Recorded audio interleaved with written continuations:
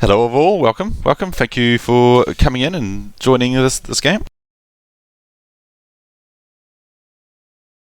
Just a bit of a breakdown as to what we're going to be doing. We have a battle report of the forces of the Hive mind, which is Tyranids with a Gene Stealer cult detachment going up against the Thousand Suns, pure Thousand Suns, which we don't see all that much. We got Magnus, which we've only seen a couple of times, people actually using Magnus. We'll see how he goes, see if he lasts on the board past turn 1. It'll be a big change.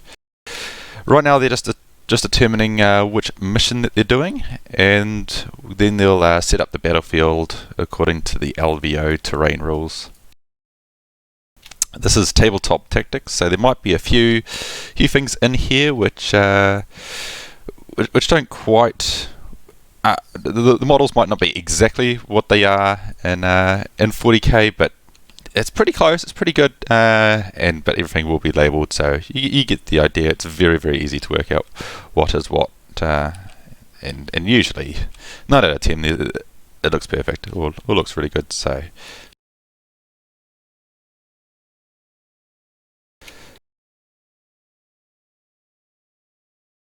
I'm just going to turn their volume up a moment.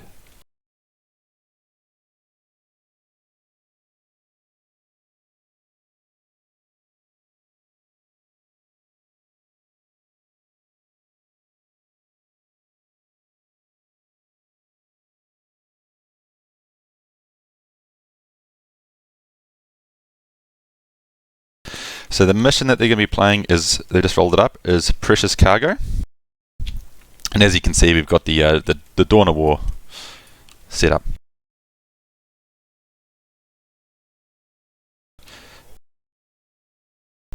So we did miss that. Sorry guys. So they did just do the roll off for who's the attacker and the defender. And so the winner of that was the Gene Stealer cult, the Force of the Hive Mind. They won the roll off, and they chose to be the defender. So which meant Rob got to pick the deployment zone randomly, but you do now get to re-roll that one time if you don't quite like it. And now, so the Thousand Suns will be the attacker. They'll be setting up their entire army, and the defender will not be able to see, so there is no more seize mechanic.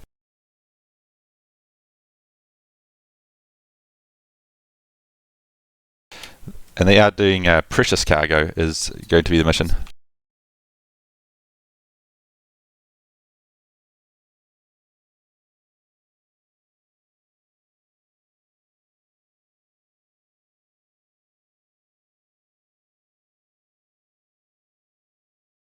If you've got any questions or want to ask anything, feel free to just put into chat and I'll get around and keep an eye on that.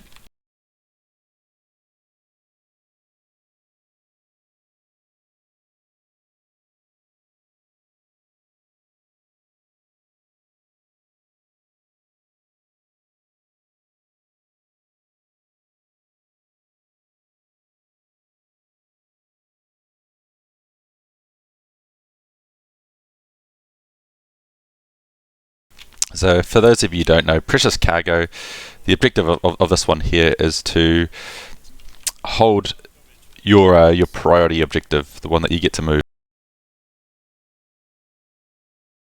So the opponent's priority objective.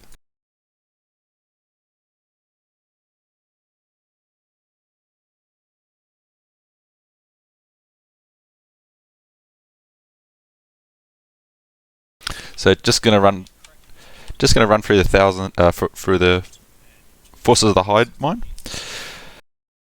So we got 4 Moins in each of these Gene Stealers.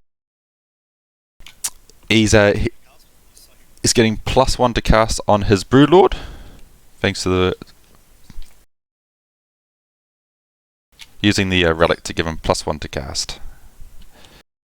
He's got a Swarmlord. So for those of you, the Swarmlord, for those of you who don't know, really the whole purpose of bringing him along is that he can slingshot one of his squads into he can slingshot himself, so you give them a free move. Doesn't have to roll for it, they just get a free move.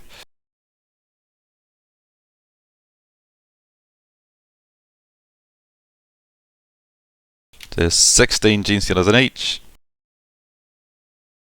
We got some aberrants running him as Twisted Helix. So these guys unfortunately did get a points increase. There's 2 hypermorphs there with improvised heavy weapons. So whatever they get in, they'll kill whatever they touch. We got a Primus, and we got a Patriarch. Patriarch here is the Warlord. So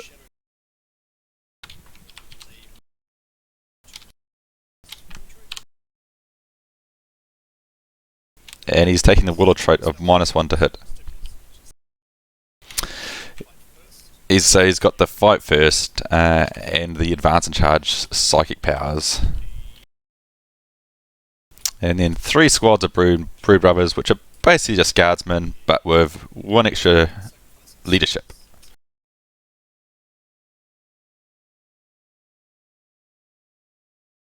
And then we've got ourselves a little Sanctus here.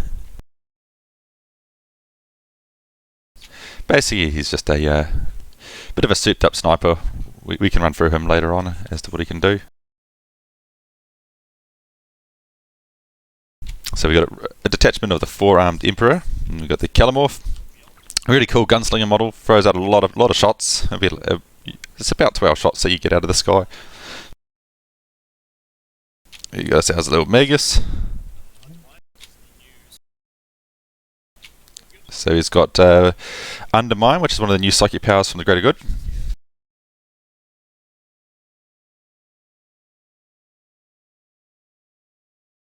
I might just read you guys out.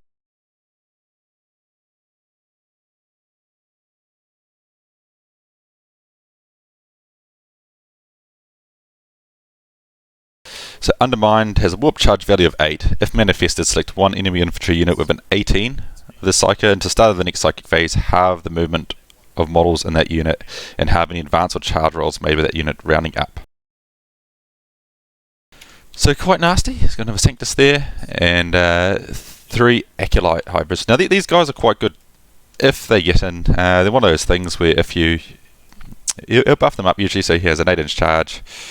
But if they don't come in, they die. But if they do come in, they trade quite efficiently, and they'll usually wipe a 5-man Primaris squad or a unit of Rubiks. Just rolling to see if he's getting any CP back. He's just got 1 CP back. So we'll rock on over to the Thousand Suns.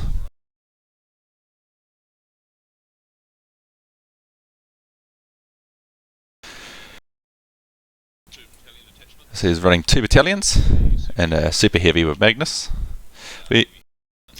So we'll start off over here with Magnus. Pretty self-explanatory Magnus. The problem with Magnus is he does have a 4-up invon, so on the first turn, and he can buff himself to get. So he can buff himself to get it +1 to his invon save.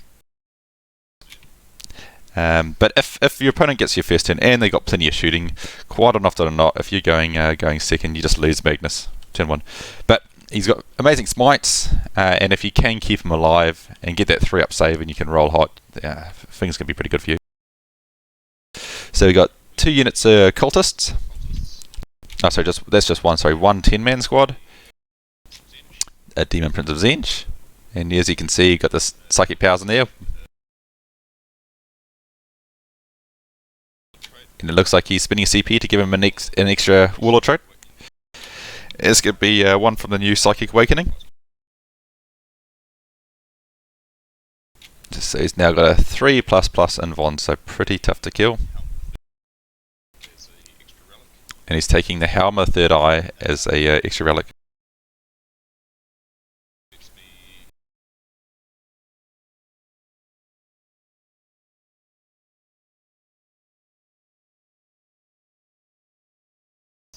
He's basically just got a CP farm as his extra relic, just a 5-up every time his opponent uses a command point.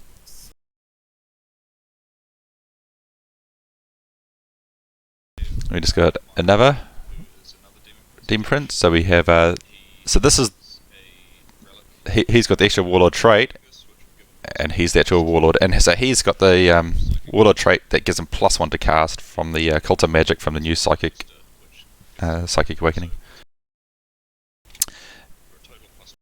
He's also he's got the arcane focus, so he's got an extra +1 to cast. So he's got +2 to cast now out of this fella, which is pretty nice. And then we got ourselves 2 real big marines. It looks like they've both got temporal manipulation, which is a D3 hill, which is fantastic, because if you can keep Magnus alive, then he can first he's got a stratagem that can give him D3 heals back, and then you've got temporal manipulation. So you've got 2 ways of healing Magnus, which is quite nice. Which is pretty cool if Magnus doesn't just get one-shotted. So here we go. This is the new thing from Psychic Awakening, from Cult of Duplicity. So it's a big Rubric Marine squad.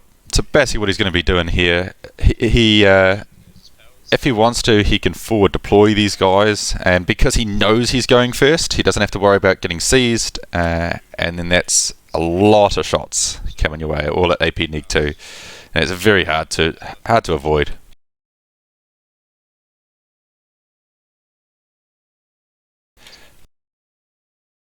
So just going over what we've got, looks like we've got glamour. It's glamour on both these sorcerers.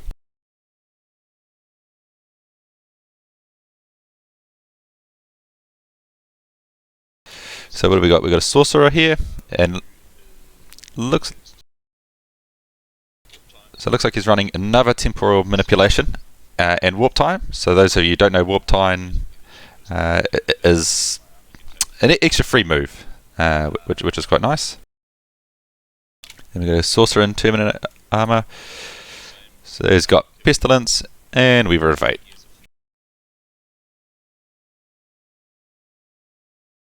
Oh, and he does have a familiar, so he gets +1 to cast on each of his psychic on a psychic phase. Sorry, on his first psychic cast in each turn.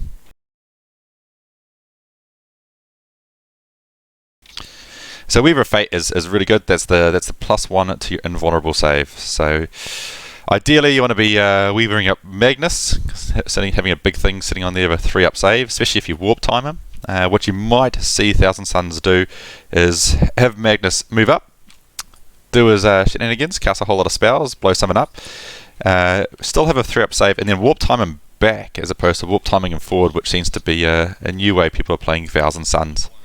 So that way you keep him alive for a lot longer, whittle him down with mortal wounds over 2 or 3 turns, and then hit him in, rather than just going in first. It looks like we got 2 units of 10 cultists just to fill up the battalion. Kind of missed the Terminators. I did the Sorcerer. My guess is I'll either keep them in Deep Strike, or he's going to use a Psychic Power to basically de-jump them.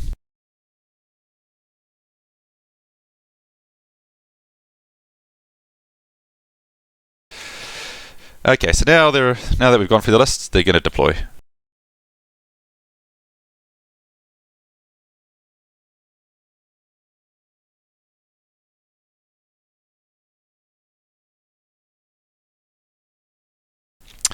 So right, so I guess I don't know if the Thousand Suns need to be that careful about hiding things behind line of sight. This army kind of doesn't really give a crap about it, really. And he's got the first turn, so he doesn't have to worry about that. So there you go. He's just spreading out to do some denial. And these boys will be they will be playing rules as intended, because what you will get is quite often than not, when you're trying to move something into an area, it's very, very hard to get it to go exactly where you want it. So you might say it's right up onto the line, and say, yeah, okay, he's on the line, or I'm an inch back, and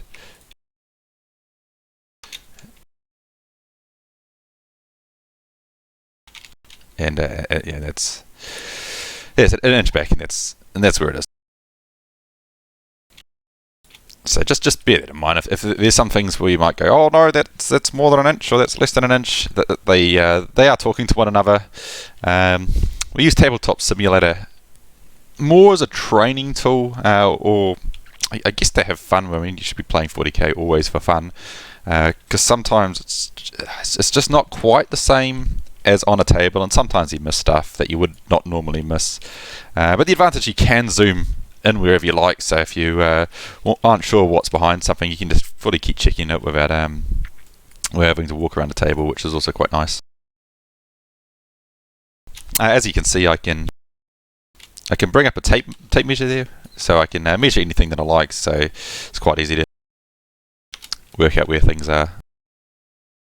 And you can do things on a diagonal, you can see what the height is going up. So probably won't come into play all that much. Maybe it will, maybe it won't. But there are new ITC rules for charging up here. So we've got, say, a big block of Rubik Marines or something like that up here, and they're stealing the entire floor. And Gene Stealers want to come and assault them, and all the Gene Stealers are down below here. Oh, you know, I can actually just steal things.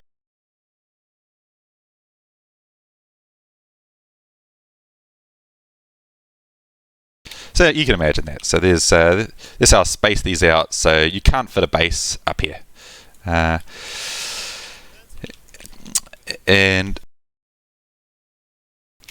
now the Gene Stealers, maybe they're down here. And so normally, if this was what, 2 months ago, these Gene Stealers would have no way. Say like I've done really well, cool, haven't blocked. These Gene Stealers have now no way of killing these Rubik Marines. However, changes the IC rules now. I can have 1 rank fight there, but I still have to make the charge roll. So it's like a 9-inch charge. So he does need a. There's a 9-inch charge here, so you'd have to roll up his 9-inch charge, see if he gets it. He fails, but let's just pretend that that's. There you go, it's 9-inch charge. Cool. So now these Gene Stealers can come up. They can get the first rank up there, so no longer have to worry about wobbly model. He's there, sweet, cool, and then you can place it down there. It doesn't have to actually balance there. He can be overhanging. So that all of those Gene Stealers could now attack those Rubik Marines, which is really cool. It's really great for assault armies, and it kind of blocks off this. It always annoyed me when you had these jump pack infantry not being able to fight, or like a flying monster or something like that, not being able to fight something because they're blocking the top floor. It just seemed weird. Can't even use their wings. But now everything can. These Gene Stealers will be scaling these walls, killing some Rubik Marines, turning them into even more dust. It's just a quick check of what the ITC missions are. Oh, they did break sequencing. They were supposed to pick their secondaries now, so I'm just going to go and interrupt these fellas and get them to pick secondaries.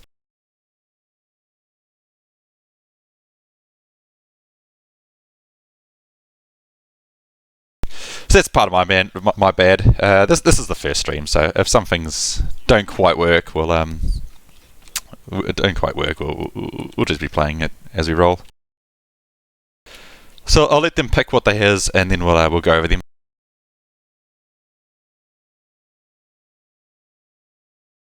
And if anything's changed, we'll just go through that.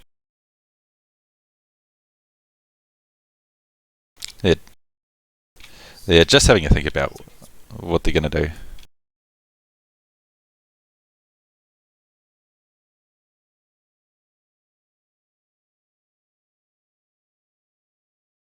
I mean, some things, like, I don't know, do you care too much when none of your bases can go across this? But, you know, I could just go along and change this around. There you go. Easily fixed. So it's pretty inconsequential.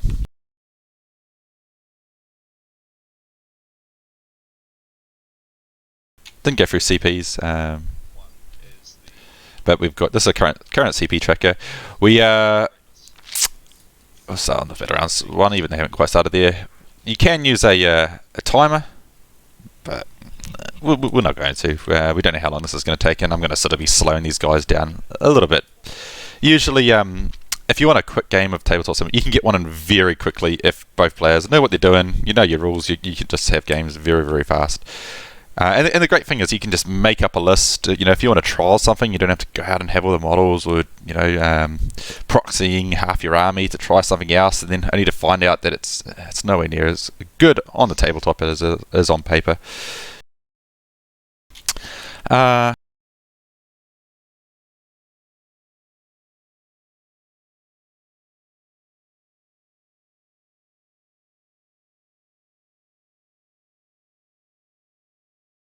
Alright, here we go. So let's call them Tiger Team. I think I've already dropped a name bomb in there, but these guys don't care. So he's got Headhunter. That's not changed whatsoever. Behind enemy lines has changed quite dramatically. So you can't score this with flyers. However, there's no flyers here, so it doesn't matter. But the flyer battlefield roll. But however now. You get it on your turn, which is pretty fantastic. So which means if you've got any way of running Genestealers up onto their deployment zone on the first turn, if you can, upon wings of fire and get in there, you can very easily get it on turn 1. What has he got? Also, he's got ground control. So that's another one that hasn't changed. That's pretty straightforward. At the end of the battle round, end of the last battle round, so end of the game, you gain one point for every objective that you hold. So it is very much playing the long game. It's something you won't see a lot of new players taking ground control because you have to just not charge everything on your first turn, really, or your first few turns. You have to hold back and play the points. So Headhunter, that's also very, very simple. So it's just kill an enemy character, nice and straightforward. I'll go over which mission that we're playing actually just in a second. I can't remember if I did so, but we'll go back over that. All right, and player 2. Which is 1,000 Suns. He has got Headhunter once again, so they've both got lots of characters. So we got Magnus, you got 2 Demon. Interesting enough, he's not gone for Kingslayer on Magnus, so it means he only has to kill just Magnus. So he's gone for Headhunter, so he's going to have to kill Demon Princes, which are pretty tough to kill as well. Then we got Magnus, then we got those sorcerers. Don't know if he's. So everything's on the board. So should have some sorcerers, and there should be another sorcerer somewhere around here. We'll find him in a. We'll find out anyway. They both got behind enemy lines. So it's quite good for Dawn of War. There's lots of space. Always hate the real angled ones, and it's sometimes quite hard to work with. But so if you can get over there. Of course, both armies are very mobile. They can do a lot to get into your opponents. However, going first with 1,000 Suns is going to make it very hard to get into that line because we've got the blips, the ambush tokens. So you cannot come with 9 inches of these ambush tokens, and then the forces are going to be able to screen out anything else in the backfield. So nothing's getting down the back. Whether or not 1,000 Suns will decide to come in front, well, we'll see. We'll see what he does. What else we got? His last one, which he hasn't got on there, was Born for Greatness. Now it's a very, very cool secondary. Personally, I don't think it's a great one, but you know, I can see if I eat my words. So you pick one single model character. So that's the big problem with it is you put it on one character. If your opponent has it, they've got some way to sacrifice something to kill that character. You can get that 4 CP swing pretty quickly. But the things you have to do is destroy an enemy unit that has the character keyword, one that doesn't have the character keyword, deny an enemy psychic power. So that's actually going to be quite possible. It'd be quite good for forces. You know, you're already often forcing people at -1 to cast, and then you can use a stratagem. If you're a Hive fleet, which I don't believe the forces are on this one, where you can force them to do a psychic power on 1 dice, but you still want it to go off because you need to deny it. So maybe it's not so great. Then you got to hold an objective outside of your deployment zone, which you're going to be doing on these kind of missions. Heroically intervene. Alright, heroically intervene is a pretty hot topic actually. I'll just going to jump in there for a second now. So there is a big difference in ITC and ETC with heroically intervene. So I'm just going to grab a couple of models. I'll put it to the side. So let's grab Magnus and grab some Magnus, some cultists, and what do we got? We're gonna grab a Patriarch. Okay, and we're just gonna ignore the rolls. Just say this is how it's done.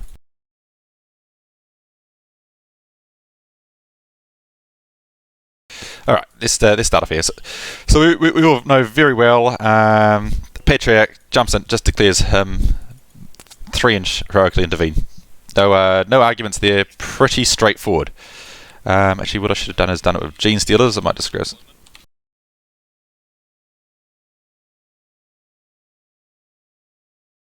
This is probably going to be a lot more likely.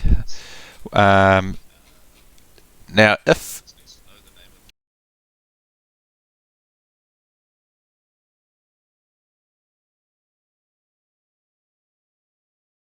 they are playing the game, got a bit distracted. Sorry, they just messaged me saying that they're using stratagems. So as you can see, he's doing the old redeploy stratagem. So here we go. He's coming out. This is classic. It just doesn't work super great against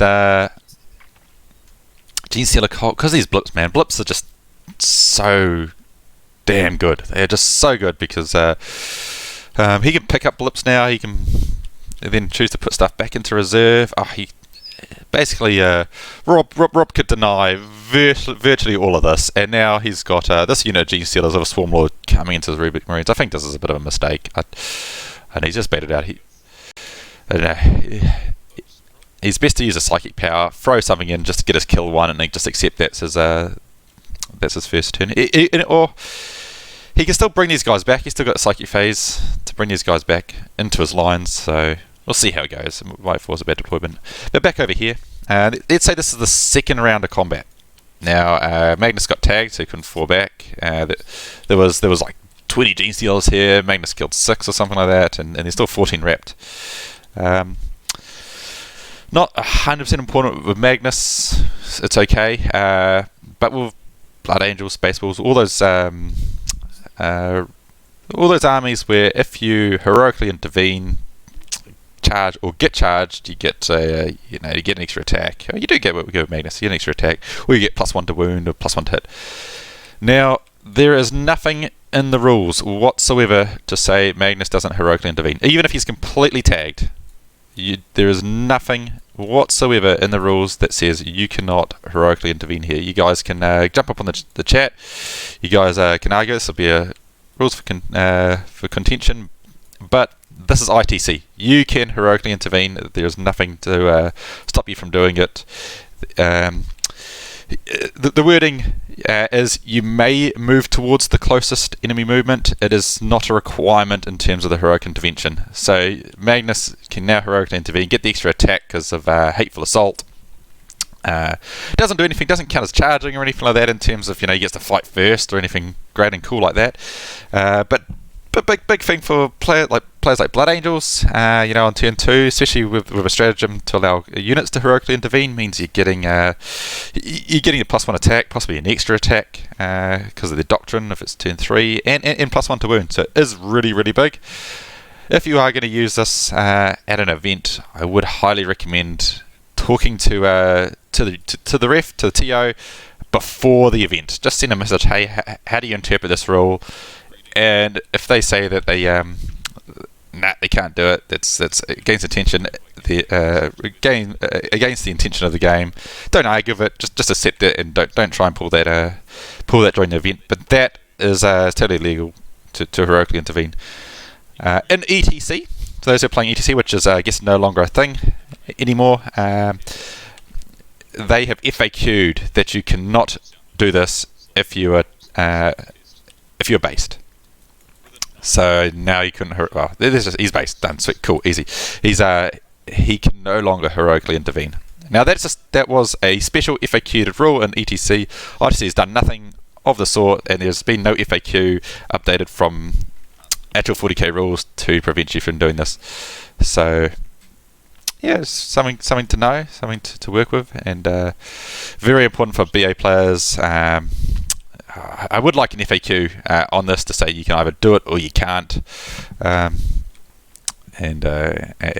for us to all have a big agreement. Some people argue it's against the intention of the game. The intention is that a character can heroically intervene to jump into fight for a squad that didn't get charged. I don't know. I think it's fine that this character, you're supposed to be, amazing. You're reading the books. These guys can destroy hundreds of Marines, no problem whatsoever. They're in their second round of combat always, and they're always fighting at full efficiency. So I don't know. And I don't think it's intention of the game, to have these unkillable relic Leviathan dreadnoughts. I mean, that's probably wasn't the intention of the game to have that. People don't break that rule, but sorry guys. Let's get back into the game. Just got a bit off topic. You guys probably aren't coming in here just to hear me talk about crap like that. And so we obviously had Magnus and some Demon Prince flying on up. I mean, this is the problem with the Blitz. Once again, you just don't know. You might be killing bloody nothing. Infantry squad.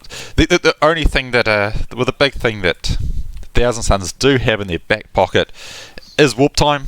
And I have forgotten this, the psychic power. Maybe I'll go and find out what it is. But the pick up redeploy. Now, where is his Terminators? So these guys are back. Interesting. No, you got Glamour. This fellow.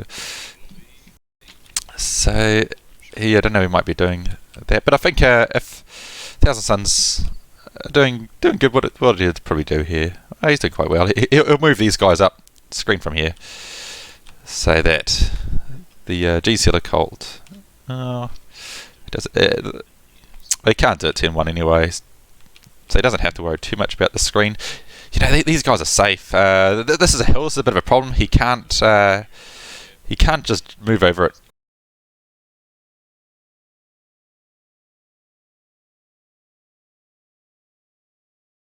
Sorry about that. So he has to go around. I mean, actually, I just checked to make sure these guys are playing measuring from the center or measuring from the edge.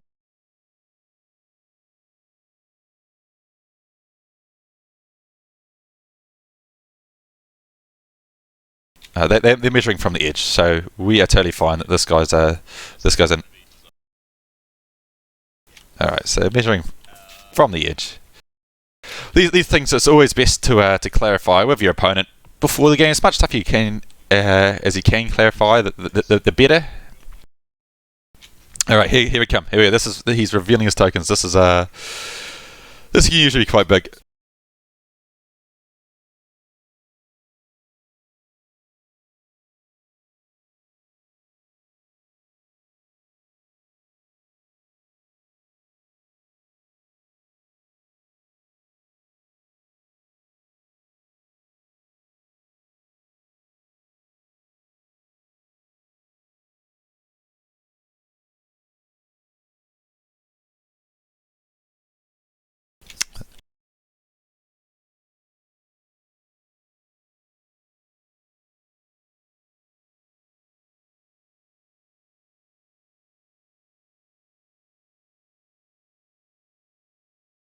It's just checking the old chat, guys. A couple of guys saying, "Yo, Dino, good to see you. Really wish I managed to get you onto a onto the stream so I could, just have someone to talk shit with, and in Dutch drop beer. Well, we're going to be getting this guy on hopefully next week. So it's a good time to mention now. I would like to try and get these to be a weekly thing. If you do want to jump into one of these games, let me know. If you want to during the week, I can teach you how to play Tabletop Simulator. It's really easy. Probably after half an hour, you probably learn how to use everything on there. And so long as you know how to play 40k, everything else is you already know you already know everything else. But those two guys, Dutch and Dino, I'd like to get these guys onto the chat. So Dutch is classic. He plays Space Wolves, and my new army for this year is Blood Angels, and I'm just going to put it out there now. I started this Blood Angels army over a year ago. The whole purpose of playing my Blood Angels was I play Craftworld as my main, and I was like, okay, there's a couple of people in town who haven't got super hard lists, and they often play for fun, and I don't want to just keep bringing the super strong army against them each time, because it's no fun for them and no fun for me. So it's like, all right, Blood Angels, they weren't so great. Unless you just had a few smash captains and use them as a soup, it was okay. So I played those, and then as soon as it was finished in the start of January, very start of January, and of course Psychic Awakening came out, and Blood Angels are great again, which is pretty cool. I don't think they are AAA. Oh shit! I need to be actually focusing on this game, and I'll get back to that.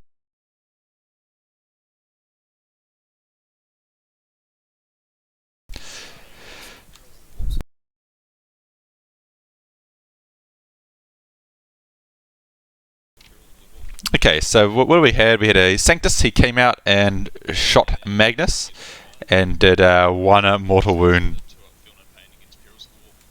to.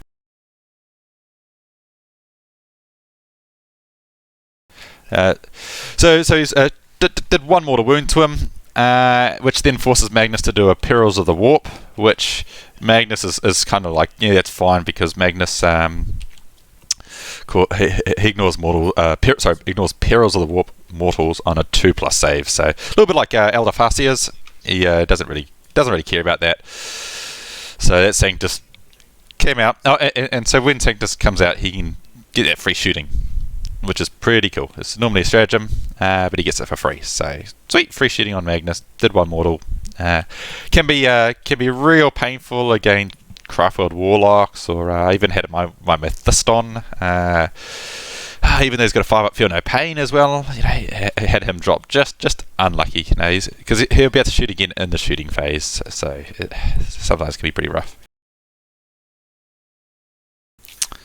I'm not sure what his plan here. He basically is looking at. He warp times Magnus. He can go into these aberrants. He does get -2 to charge into these forests. So, but Magnus, I don't know if he. I think that's a mistake, because what's going to happen is Magnus is going to get warp timed right over here. All these guys are going to get smited off the face of the planet, and then Magnus is going to come in and probably wipe those squads. He's also got his Rubic Marines who gets to shoot. I don't know, and these guys count as being stationary. These guys are dead. These guys are all very much fried. We'll see what happens, because remember, this is Thousand Sun's turn. He's just revealing the blips. Alright, we'll see how we go. Just back to the Dutchy fella in the chat. I don't think he's actually Dutch. I don't know. It doesn't sound Dutch, but we're planning to do some teams tournament. Me as Blood Angels, him as Space Wolves, Team Twilight. But we've been practicing some 2-2s. It's classic. I'd be a bit concerned for other players if they don't realise we are just taking the piss, but we just have a go at each other the whole entire game. It's like we're versing one another, really, but we're supposed to be allies. So it's pretty classic. And Dutch is one of those players who built an army really for fun, and it just plays for fun, and then just does well with it. Beats people who are trying to play competitively, and he had an event in January which was hilarious. First, the old Triptide list, and he smoked it in the final round, which was hilarious. It was only a one-dayer. And it was supposed to be one of those events where, bring your fun list along, and this guy brought a Triptide list. I don't know, I thought that was a bit of a dick move bringing that along. There was an Iron Hands player as well, bringing his list along, and yeah, but he lost. So the Tau lost, which was hilarious. So that was very, very good. And when Space Wolves get their Psychic Awakening, get their Doctrines, we're going to be cooking with gas. I think with Space Wolf, it's going to be nice. And getting Dean onto his chat, would like to. He's a great player. He plays Orcs as his main. Very, very good Orc player. He's got this Mini Marines Iron Hands list that's painted red, and he needs to go back to Orcs. All right, so Gaze are fading. Whoever's Demon Prince here. So this is not his Warlord trait. So this is not his Warlord. So Gaze of Fate, for those who don't know, is basically just a CP free CP really for the turn. It's like free reroll. So you always start with that.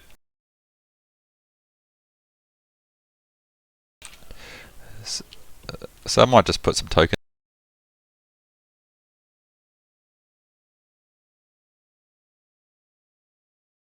So he's cast one, and we'll just move around.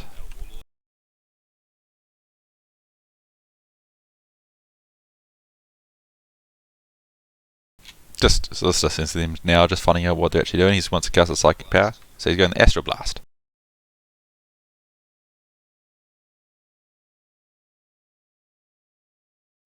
Think he's he stuffed it? Well, it's so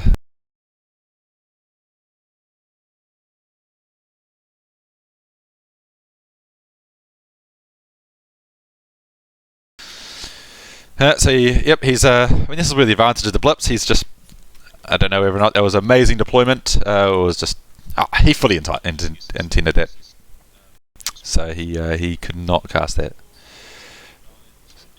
So he just threw out a smite.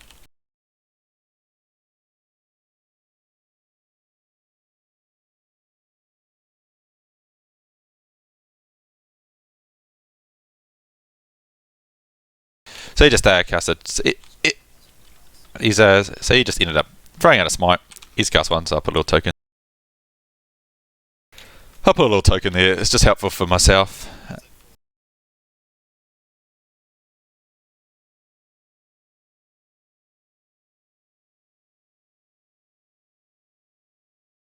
should probably watch these dice rolls for you fellas too.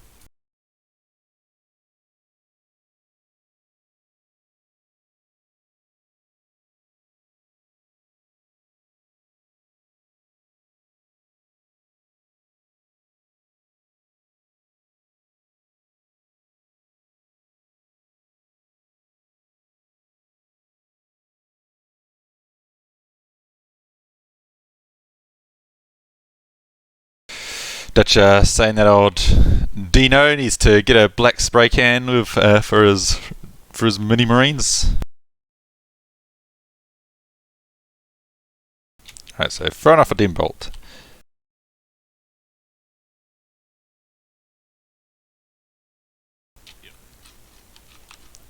Okay, so there's just a 9. So he rolled a 7, but he's got the +2 to cast. So he just got another 2 mortal wounds there.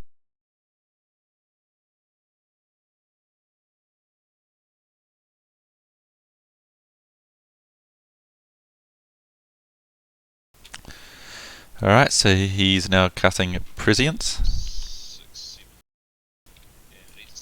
So he does go off, so he gets +1 to cast there. So that's a 7.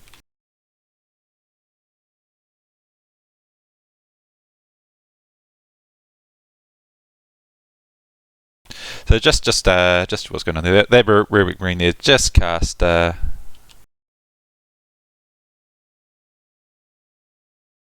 Oh, okay. So this guy here just casts Prescience on the Rubric Marine. So that's +1 to hit.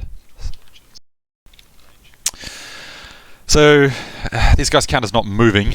So these guys are rapid firing 24 inches. So, oh man. So these are some dead acolytes.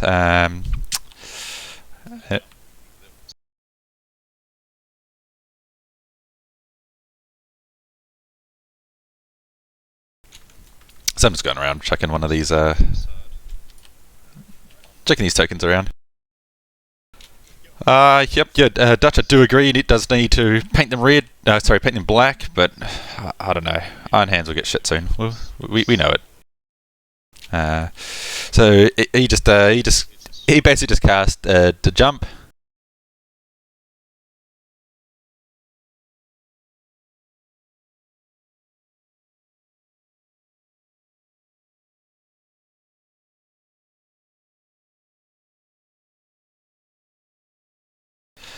Okay, so he's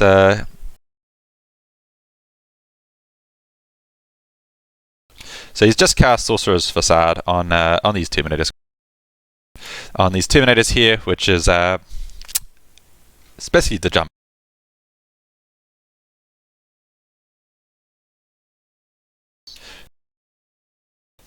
Okay. Alright, so he's the reason he cast a +1 to hit on the Rubric Marines and not on these Terminators was he was a bit worried that if let's just call it the jump, it's what it is, didn't go off, he would he'd be a bit stuffed, really. It'd be just a bit of a waste. They'd be sitting here doing sweet FA. Alright, well, if there's... So, I guess the big... Oh, you won't do it. If these Rubric Marines can clean off enough of these G-Sealers, because quite a few of them can shoot, actually.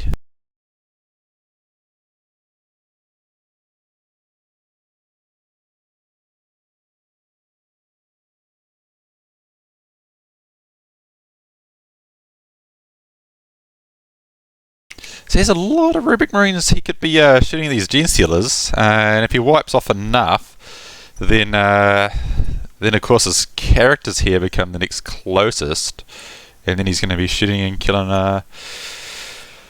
Don't know if he'll. It'd be unlikely he's going to be able to kill a Magus and a Broodlord. It's very unlikely, but you know, could spike.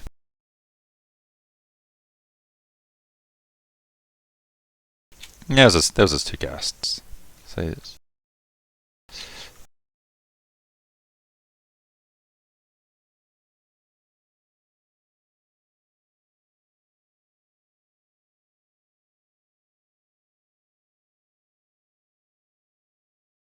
Once again, Dutch is saying make Team Twilight great again.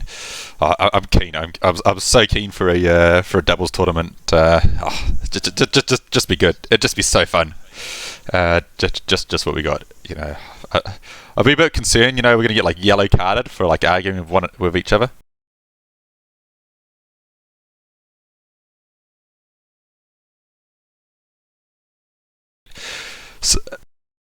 So Magnus there just cast Weaver of Fate. That's +1 to cast. That's +1 to his saves.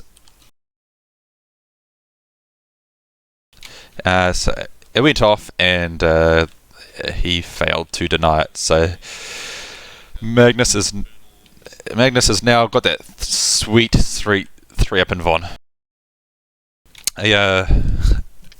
Yesterday I had a game against one of the players from Brohammer with his Grey Knights, and oh my god, Grey Knights are strong, and his ability to roll 3 up saves, my Sangre Guard went in and just bounced back. It's pretty sad. It was really sad.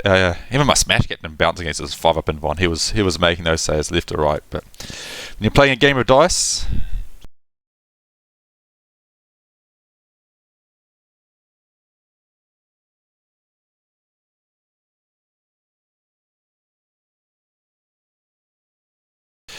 All right.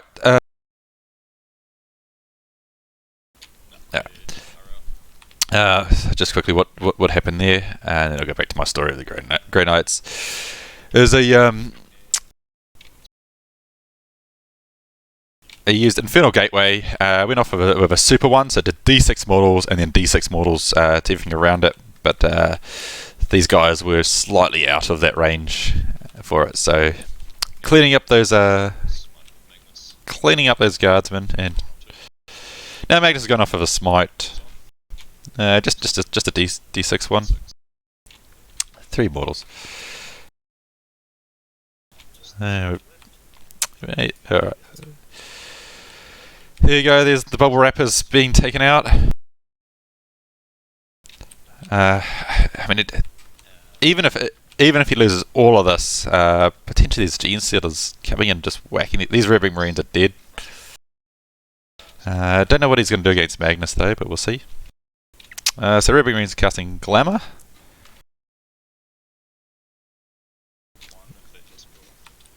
He's just re-rolling it.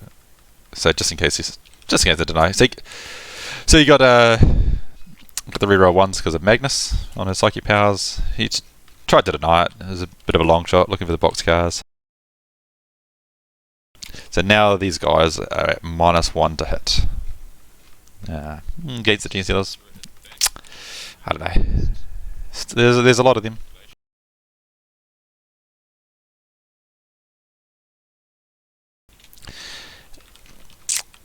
And now just cast Temporal Manipulation. I think that was this guy here.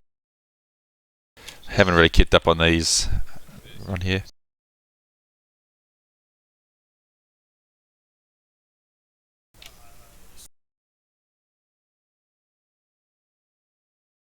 It looks like they've been doing it. Okay. So it looks like I've kept up with the tokens. So he just cast Warp Time on Magnus. It looks like he got him off. This is big. Oh, where's he going? Where's he going? This could be a mistake. No. Hopefully they're not stream sniping. Listening to my amazing commentary.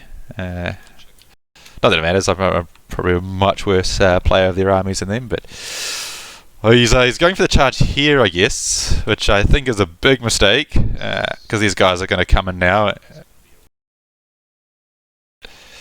This is I think he should have gone into the Aberrants. Yep. I mean, he's got the 3 up in Von, and you do have to lose something in your turn, so maybe that's the plan. Like, have them all just whack on Magnus. Magnus could survive. He can quite easily get lucky on his saves, and then if he does survive, it's a bit of a problem. He's just got another smite going off here.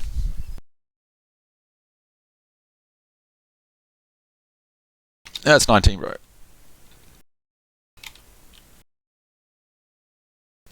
Just checking their range. Just jumped in there. Doing a big 1 smite on this. Oh, was that in that infantry squad?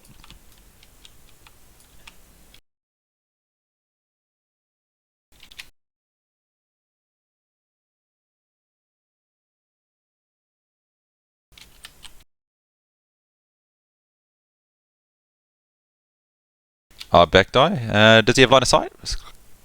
No, bro. Closest visible.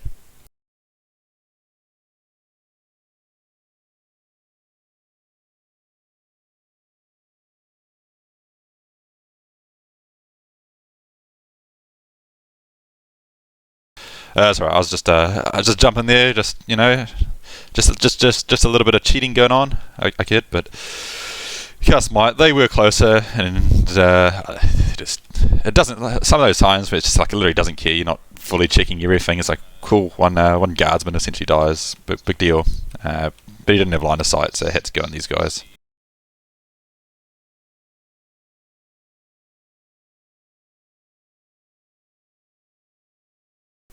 Okay, so 4 guys are closer to the Magus, and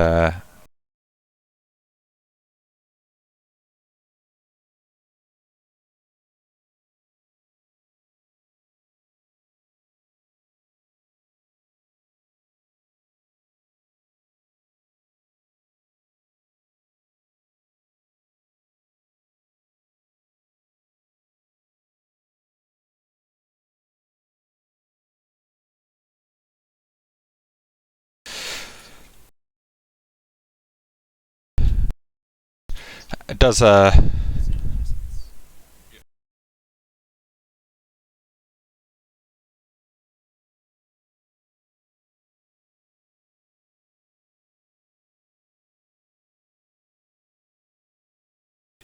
right, so he's going to put after just measuring up 3, we're closer to the Magus, but he is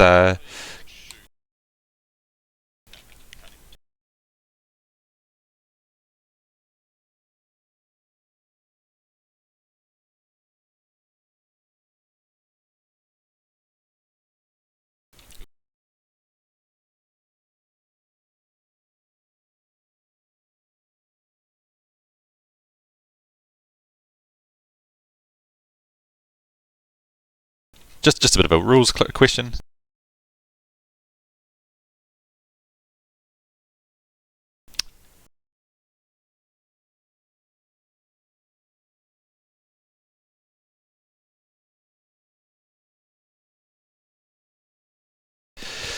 So just a bit of a rules question. Whether or not he's going to shoot the Rubik Marines into the Gen Seals first, and clear up a whole bunch of those, and then so these guys could get more shots in the Magus.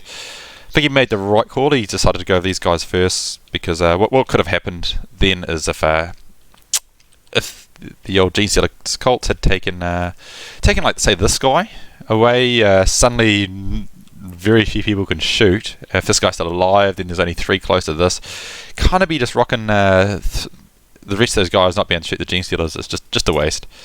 I mean, granted, now he's going to take the Gene Stealers off from this side, and so these Rubik Marines will not be able to shoot those. But I don't know, personally, that's fine. These Rubik Marines can still got plenty to shoot at here and plenty to shoot at here, so after all that shooting, he's dropped 6. I don't know if you guys want to watch the dice rolls. I'll show you the dice rolls next, because if you haven't played on TTS or used it before, you don't see how it goes. It's very quick rolling, much faster, especially if you got like 60 shots.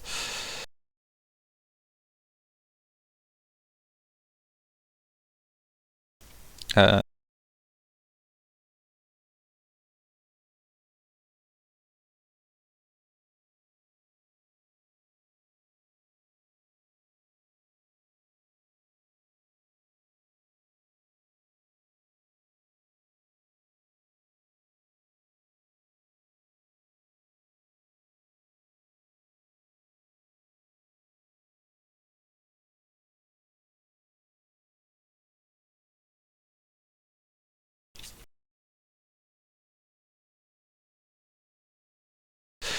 uh,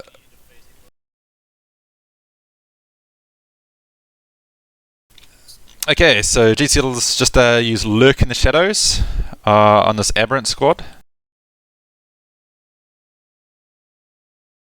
Okay, so this is a bit of a problem. So that's one big squad of Aberrants. He's just used Lurk in the Shadows, which means they can only be targeted if they are the closest visible. And so these guys are probably going to be quite close. There's of course some guardsmen here. So but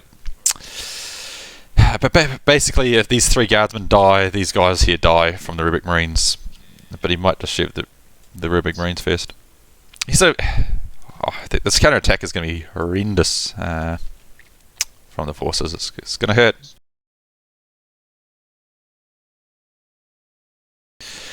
Put up a chat, if there's something here you would have done different as the Thousand Suns, if there's something that he's missed. We're probably going to get rid of all these because we're in the shooting phase now.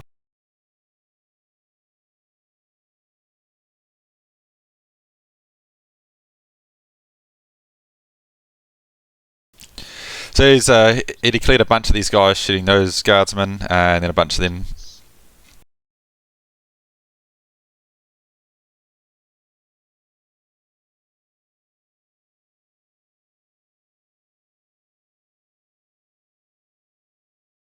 Last 2.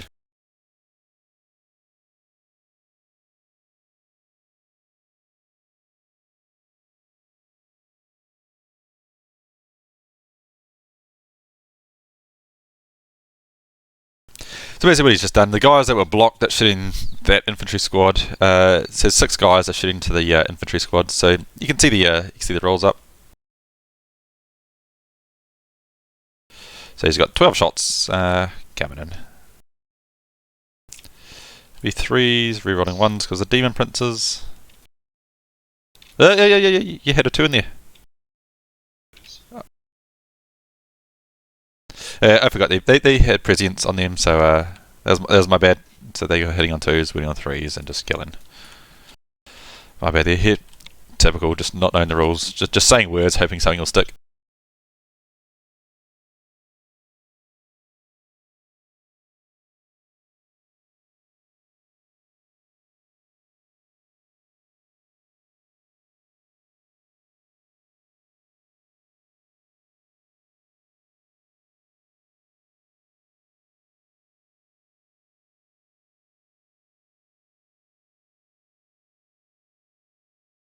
Alright, he's spending 1 CP to fire twice on his Rubic Marines. So just quick check, you got 10 to 12.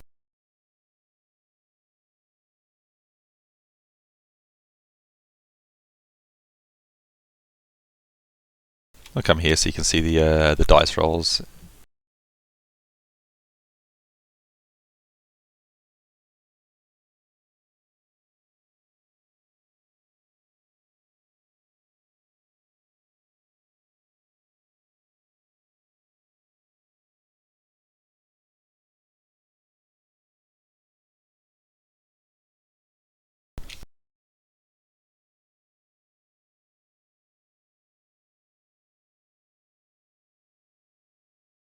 So you got 7 guys shooting those poor guardsmen. Heading on 2s, rerolling 1s, and then 3s to kill.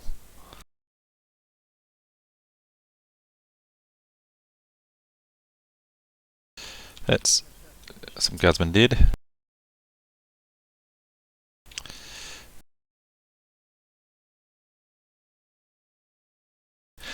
Now he's got 10 guys shooting the hybrids.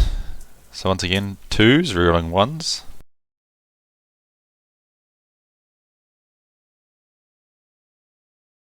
And on 3s, no rerolls.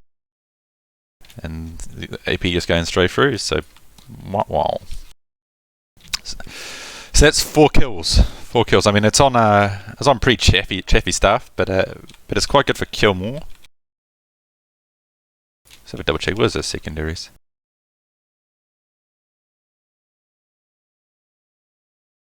And just so you know, it's Born of Greatness was on Magnus. So big problem here actually.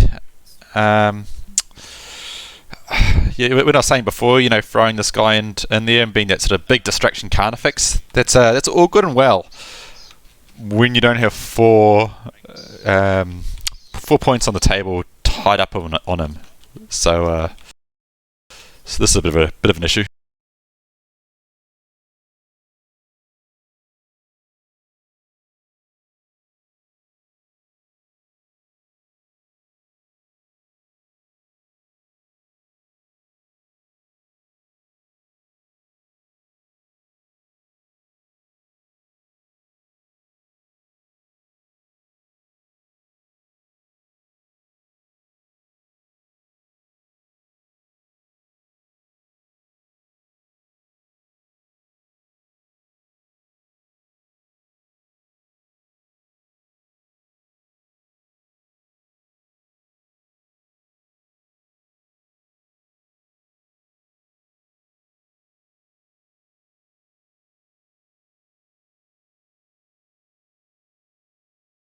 All right, so just a quick one there.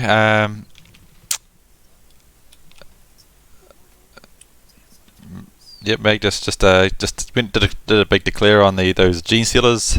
He failed initially, but then he used his free CP reroll to get in.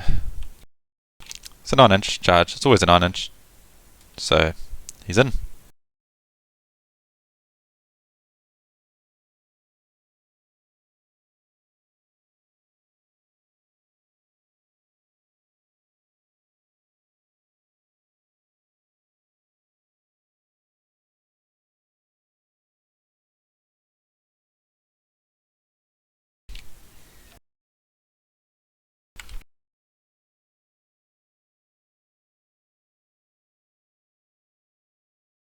Hello fellas, 1 second. Someone's just messaged me in Discord asking to watch the game, but I'm just going to flick them this Twitch channel because I don't want just other people just randomly in the game, just with their little hands rocking around.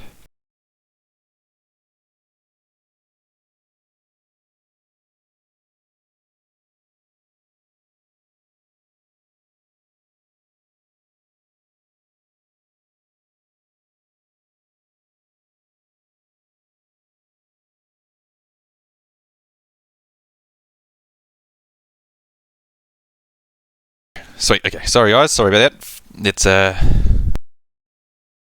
alright, where is he starting off with? Alright, it's activating the Terminators. So this is this could be okay. At least you pick up 1 point. Magnus goes in if he's able to finish the Gene Stealers off. So Terminators need to weaken them down. No, it's a mistake. It's a big mistake. Unless he only kills 2 of these Gene Stealers. If he kills 3, then Magnus is not going to be able to. He's going to be doing nothing. Uh-oh. Uh-oh.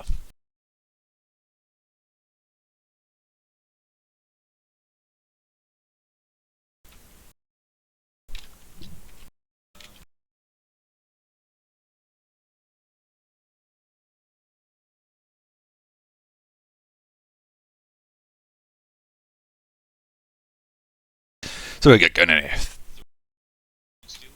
3 guys into the Gene Stealers.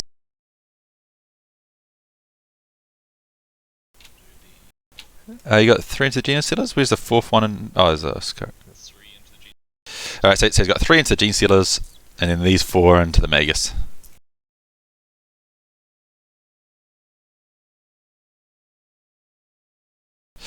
He actually has actually got 5 actually you can take.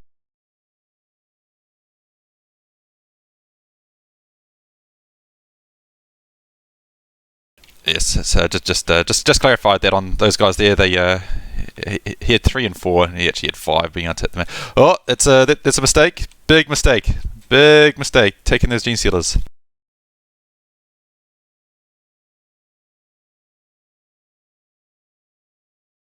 And just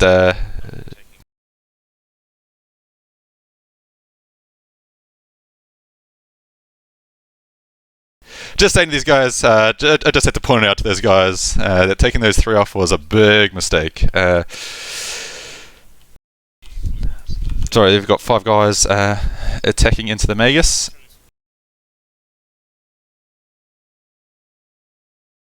But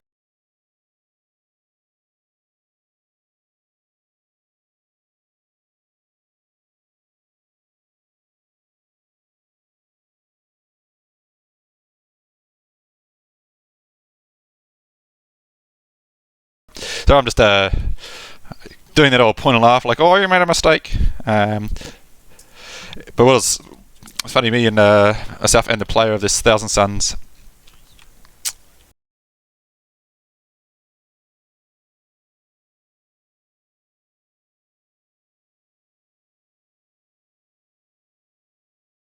He just made a mistake, so he's just going to reroll.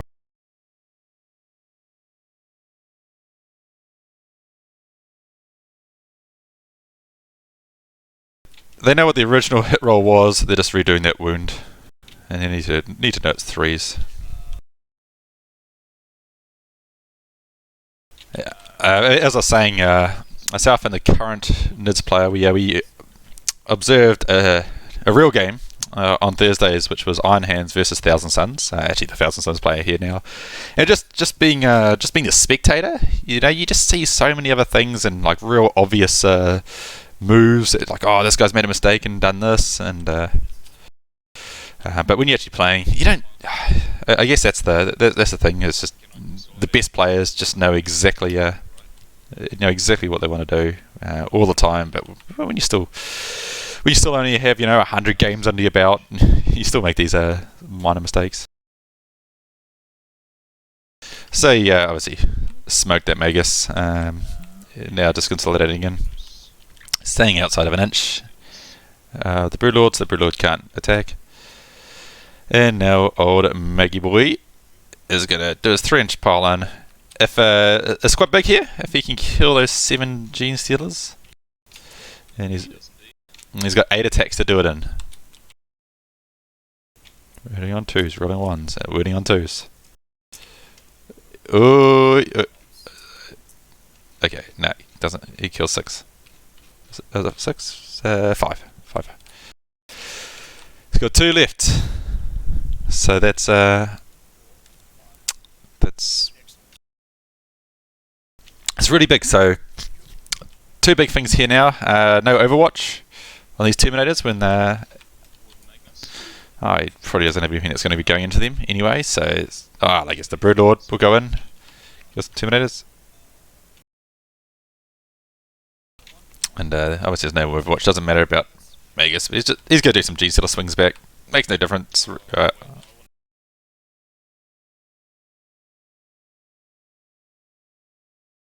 He's just doing his 3 inches to see if he can... no, you've got...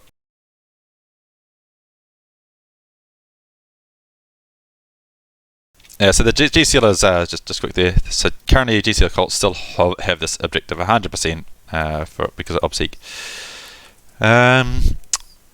Interesting thing here though.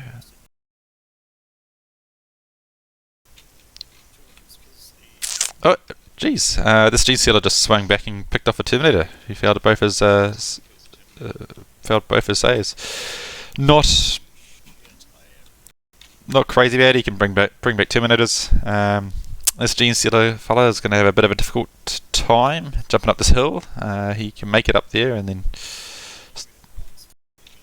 but then he won't hold the objective. Oh.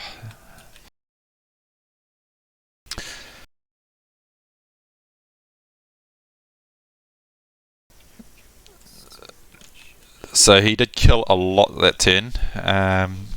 So he's obviously got kill 1, hole 1. Then he's got Headhunter and behind enemy lines. So behind enemy lines, once again, saying you score it in your phase, which is huge. Ignore what his writing was. The reason people didn't take it before is, yeah, it's good, but then you've got to your opponent has an opportunity to deny you from getting it. Basically, they get a turn to try and deal with you, and Thunderfires and all that indirect fire coming along, light spinners and whirlwind Scorpiuses and all that. That currently in the meta, anytime your opponent has an opportunity to deny you something, it's probably getting denied. He does hold a lot though. He's currently sitting on 3 objectives out of 5, and this Magnus drops here. He's probably going to grab this one because those sad gene stealers haven't got long for this world.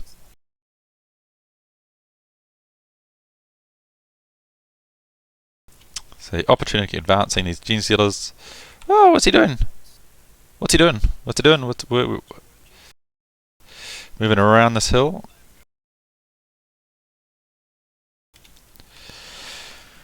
Okay. Okay, so this is going to be his behind enemy lines. And so, new plan. Gene Stealers going into these cultists and these Ruby Marines, which they will murder.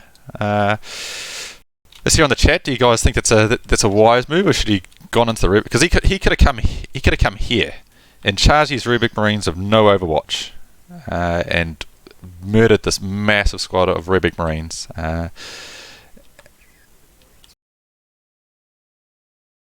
think there was a mistake. You can get behind enemy lines later on, even if you just send your Swarm Lord later on down the track to get this. He would have hurt this, because remember he can still jump these guys next turn and redeploy, and they'll kill the Aberrants. We got a mistake. Let's see if there's anyone in the chat.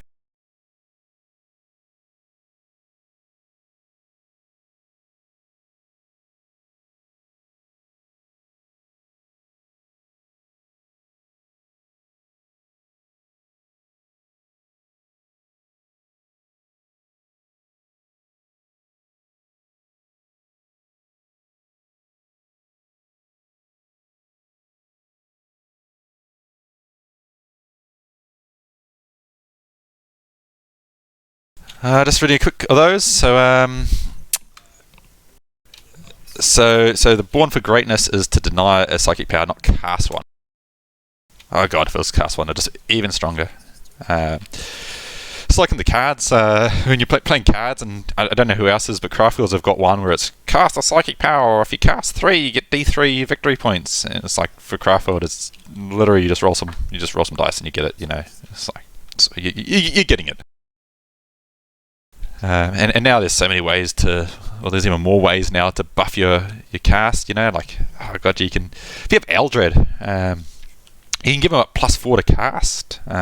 And potentially cast 4 spells. It's like, oh god, man! It's just if trying to fill my new Craftworld army doesn't have Eldred just because I can't take the Ulfway detachment. Part of me wants to almost swing back to Ynnari, just so then I got spears in Ynnari, which aren't bad because you get the advance and charge, and you still get the +1 attack. So it's not. Oh, sorry, +1 to hit. But I'll maybe switch my army around, see if I can fit that in, because just getting +4 on Eldred is so strong, and it's generally big smites, and all your cast is going off. Anyways, back to the game.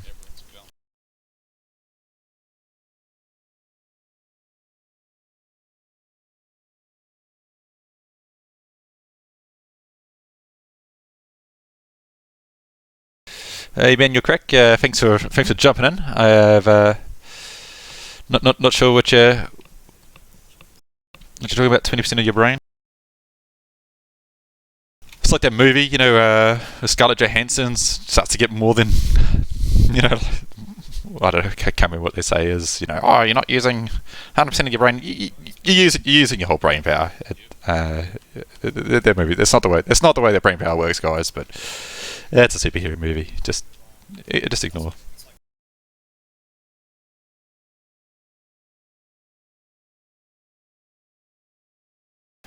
Okay, so sorry guys, let's just get back to this game. You guys here to watch a game, not hear me talk shit. Oh, someone didn't get might be on. Alright.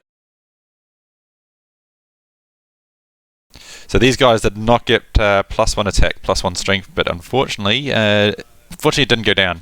He failed it.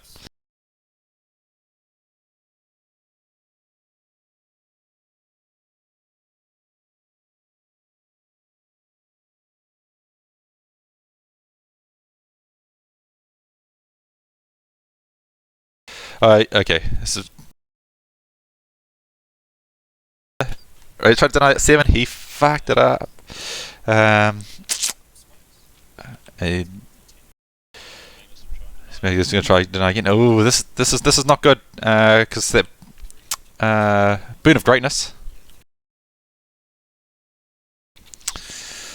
So that would have given him a victory point, unfortunately.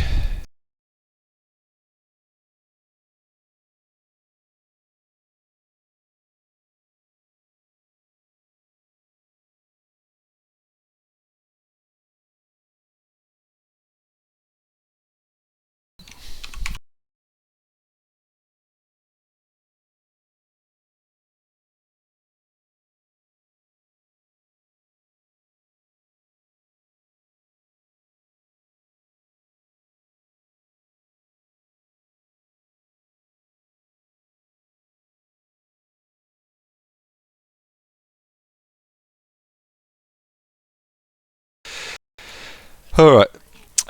So Swarmlord just cast Synaptic Lure. Unfortunately just got denied, which would have given these guys reroll charges on the cultist. Which is good because if you roll double ones, you still get in there, but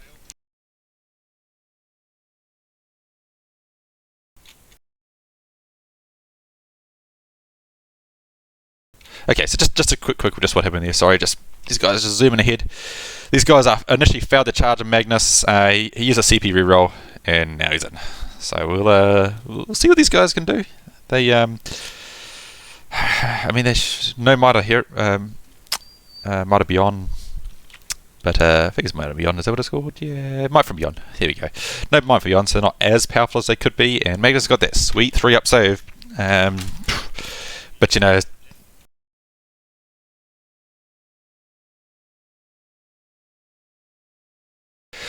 so he's just popped these. He's just used devotion to death. So when Magnus kills some of these aberrants, in return they will also get to attack. And see, these guys not getting an Overwatch is so strong. One more Gene Stealer, or would have been really good.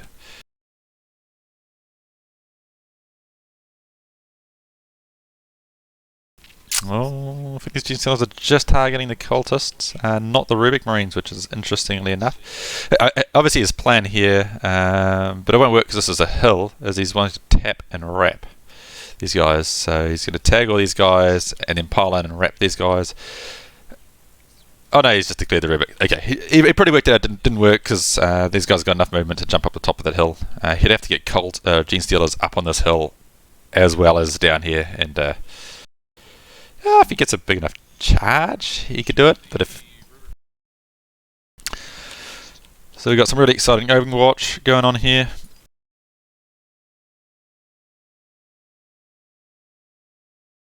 Do hits.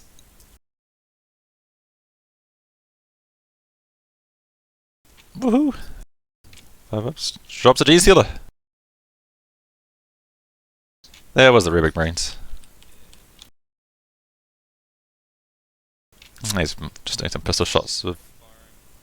Oh, not pistol, so the las guns, or auto guns, whatever they got, same thing. On the cultists, a bigger one hit. Nothing.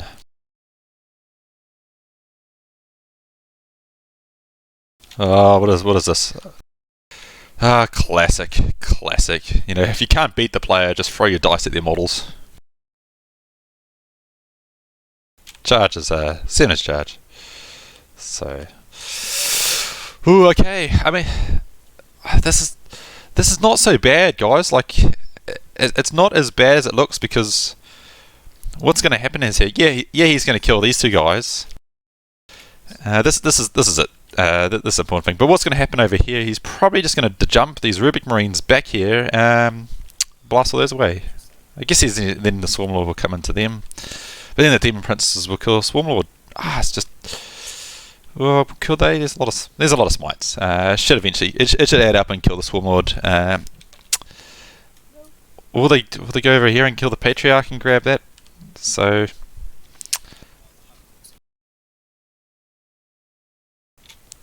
Okay. And once the thing in. Okay, so this is real bad. So what's also happened, based on the charge roll, probably because of that forest, I would say, because you're walking through that.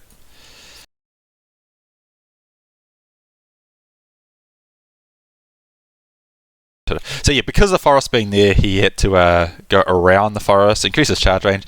And what's happened here now is his hypermorphs. Now these are the things that this is basically the things that kill Magnus.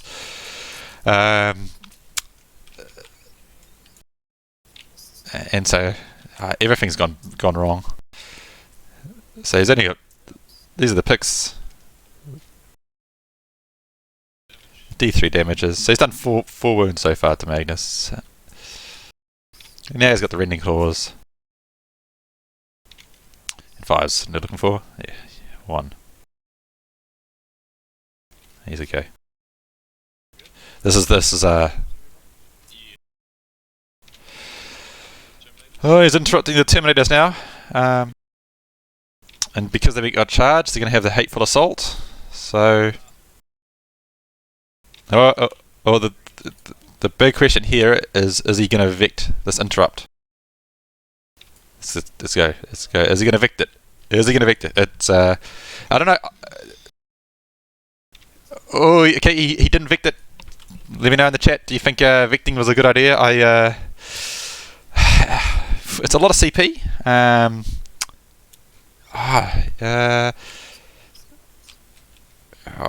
It's so bad. If he wins, if he kills this Brood Lord, yeah. Mate, I don't want to call it early, but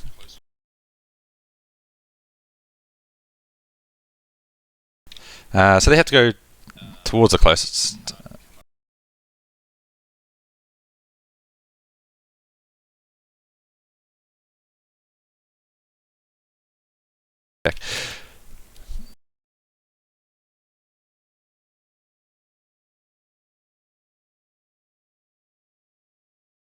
He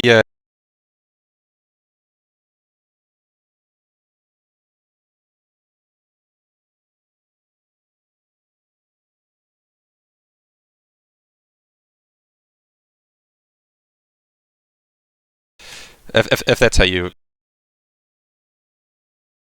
So I think he's so he's going to do his 2 Terminators. So he's veterans. +1 to wound.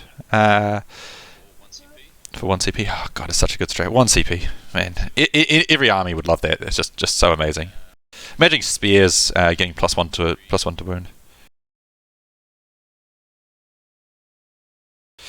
Just be so solid. You know, spears +1 to wound. Oh, I mean, they got the psychic power. They can do it, but different to a stratagem. So yeah, so he's differing. So he's got 5 attacks. These guys here, all going to the Broodlord. These 2 guys going into the Gene Stealer, bouncing off this guy here. This guy can't attack. So he's doing the 2 into the Gene Stealer first. So reroll 1s because I'm. So 3s and 3s. And it's the Gene Stealer's dead. This is just all levels are bad. So you can see if in the chat, did anyone say it was a mistake? No.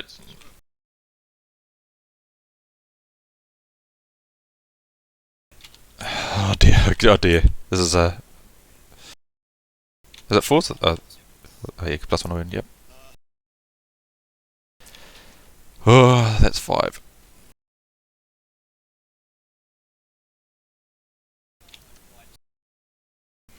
Okay, he's CP rerolling one of these D3 damage from the source. Oh, is he? Alright, he's going to roll them. No, he's not going to. He's relying on Catalyst. Alright, here we go. That's 4. Plus it's 7 all up. 5 ups. Oh, what a good spike. That's that is. Woohoo! It's if he killed this man, I still think this is a Thousand Suns game now. I don't know. Let's see what he can pull out. I think these guys going in here was a mistake. I mean, these guys are dead. I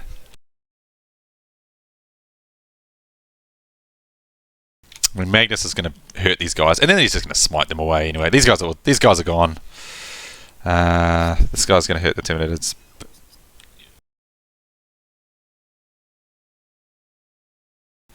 He's just rolling over here. You can watch this roll if you want, killing some cultists and Rubik Marines. But we know the result here, right? They're cultists.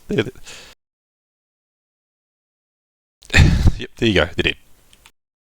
And then there's the other ones attacking the Rubik Marines. I mean, it could bounce, you know. If, it makes. Oh, okay. So a mistake that could happen here is if he only kills like 4. And he doesn't take these 4, then he leaves this guy, then he gets wrapped. I still got the hill there, he can still get away.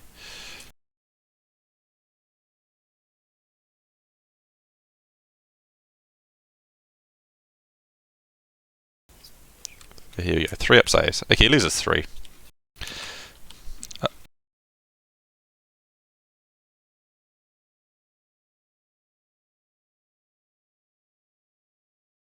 It's just checking that his head 4 dead, it's 3 dead. Oh, okay.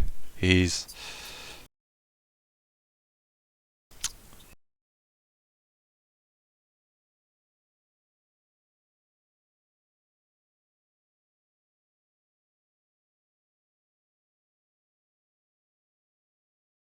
So he just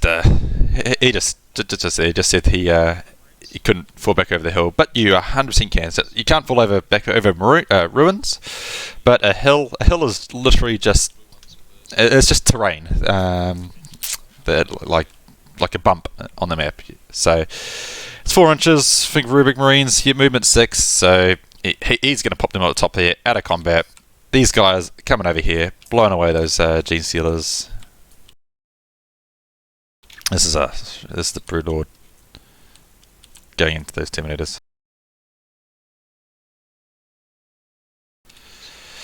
So this flat 3 makes it, and then the D3 damages. So he kills one, kills one, kills one. So 3 Terminators dead.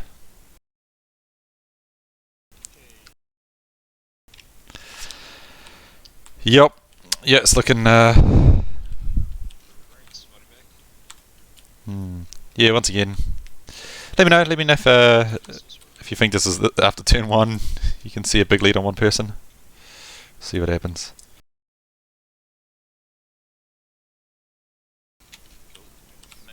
Oh, that was these Rubik Marines and those Gene Stealers. Now we got Magnus, who hasn't even been bracketed. Oh, this is so bad. 2s, rolling 1s, and 2s again.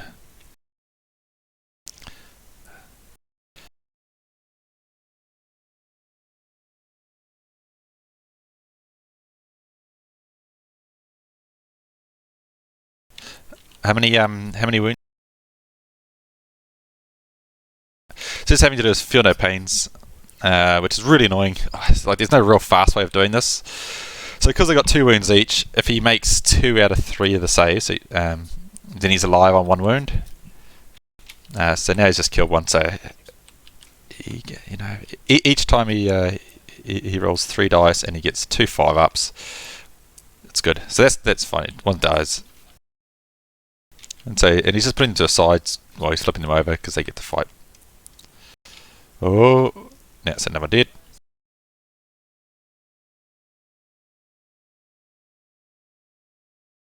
That's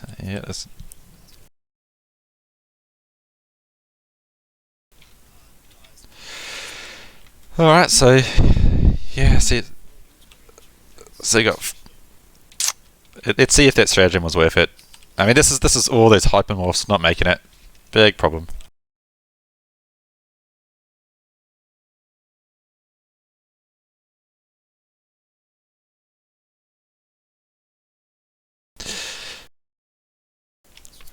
So what we do have a fight against stratagem on these Gene Sealers, which is the other thing, which so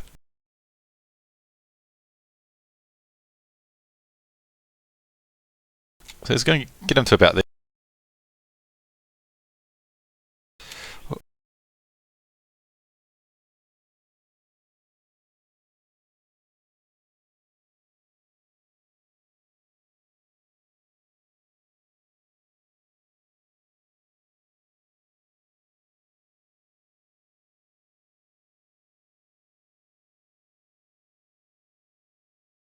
Okay, so just quickly there, being a gentleman he is, he forgot to consolidate with his aberrants at the end of that, and I just measured that even if his Parlin, one of the hypermorphs, wouldn't have made it in, which once again Magnus would have survived.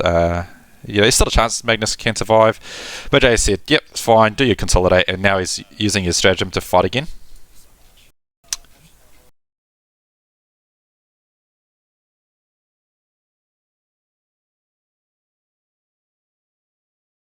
It's just using.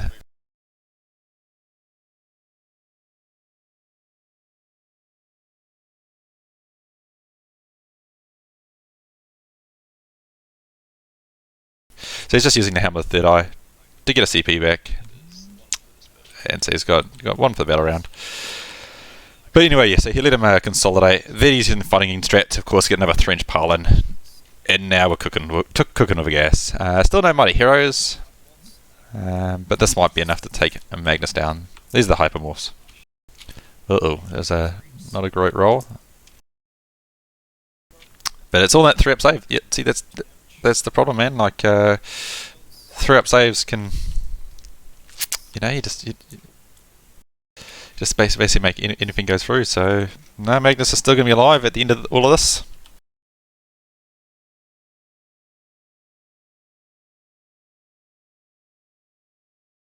And remember, he's Thousand Suns has 2 ways of healing up Magnus.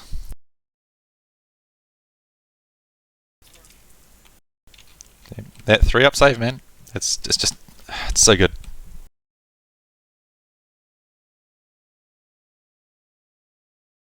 The problem of Magnus, of course, is if you don't go first and you're versing a shitty army, I don't know, 75% of the time, probably higher, Magnus just gets deleted, and there's next to nothing you can do about it. Like I've yet to play on a table where you can hide Magnus. Those just wings stick out, so he just dies first, and you can put on the back, right on the backfield, and that doesn't matter.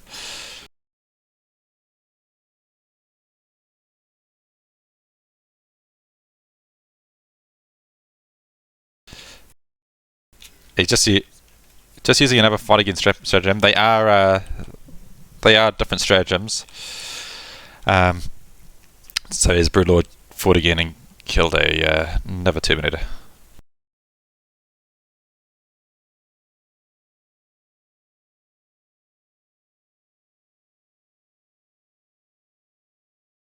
So this is the monstrous biohorrors, and then you got Adrenal Surge here. So it's 2 different stratagems, but they essentially do the same thing.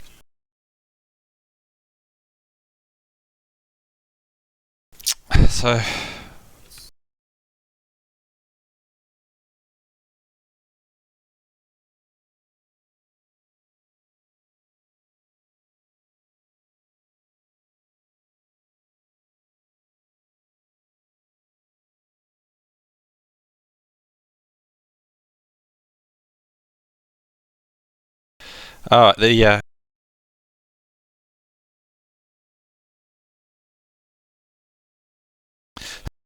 So sorry guys, something that they have added to this mission. Once again, this is precious cargo. So not only do you have to hold your objective, well, you can hold your objective, or if you hold 3 objectives, any 3, you also get the bonus. So Forces of Hive Mind they grabbed this, so you got the bonus for that. But Thousand Suns also got the bonus.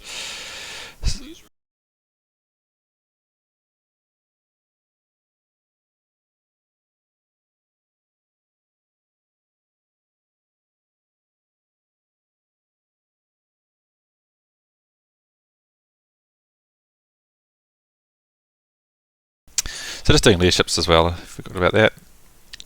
So what's the CP sitting on? He's sitting on 8. So he's auto passing them, which is definitely the right decision to do there. He had a game on Thursday where he had 4 of his Terminators run away. It's just heartbreaking.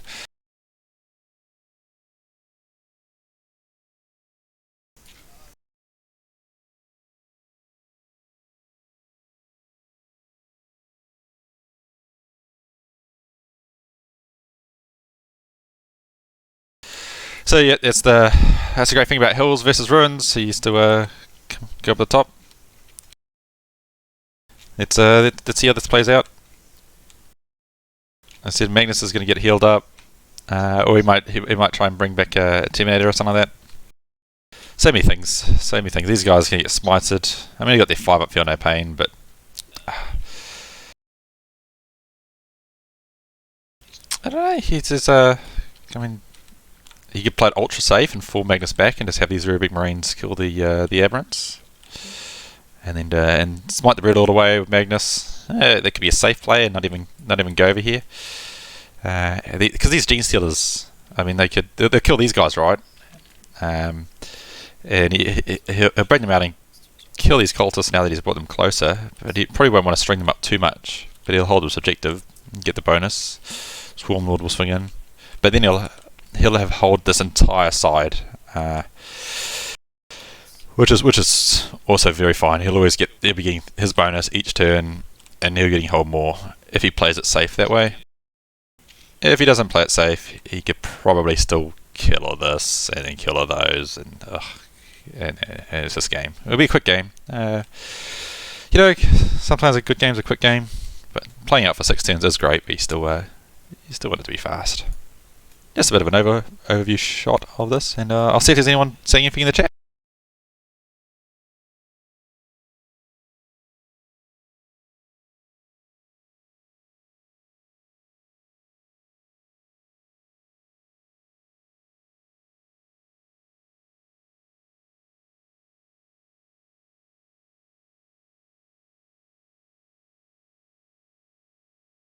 Alright, nothing new on the chat.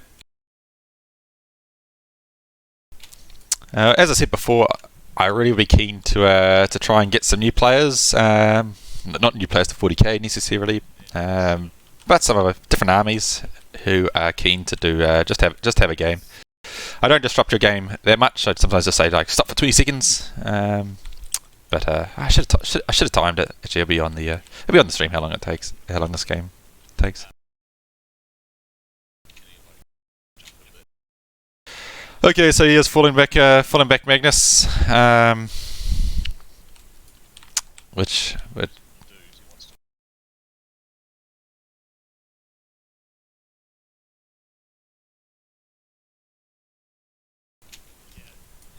okay, so he's looks like he's doing the old big dick in it with the demon princes coming over here to fight some gene stealers. He better make sure he smites of this guy first. So these guys will get whittled down. The demon princes may be enough to kill the gene stealers, especially if they get the charge. But he is just going to shoot these guys off. Play it safe. Yep, smite the broodlord. It is a pretty safe play because now he basically guarantees themselves these 3 points.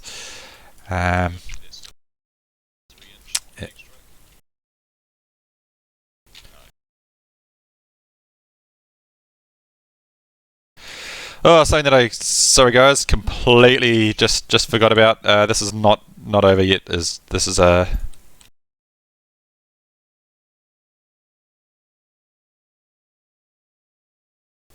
okay. So he's still got 2 Sanctus because he returned to the shadows. One of them. Oh man, he's got these 2 acolytes. Got looks like some rock saws in there. Okay, no, we still got a game on.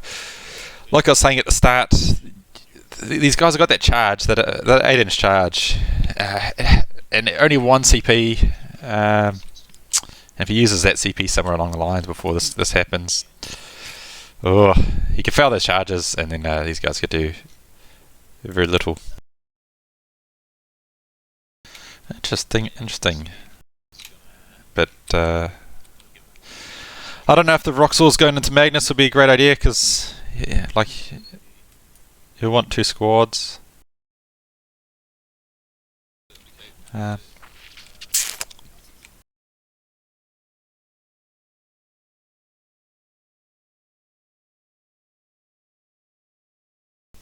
so this guy has just done the old Gaze of Fate, and that's basically just the CP reroll. You always start with that. That's good. So this Warlord is now casting Smite on the G-Seals. Remember, he gets +2 to this, and he can get 1 free CP. No, just 1. Okay. Okay, he could use a CP reel on the 1, but he's saving it.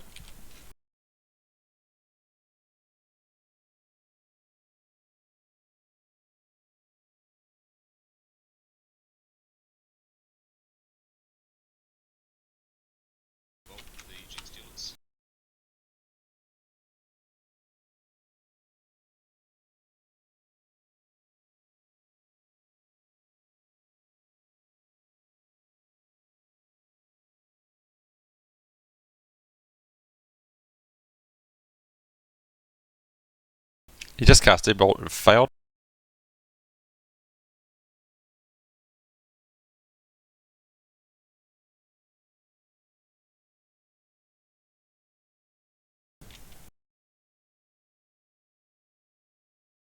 Alright, he's not going to use the Gaze. I don't know. Once again, I think he should have done. He's always got a CP reroll.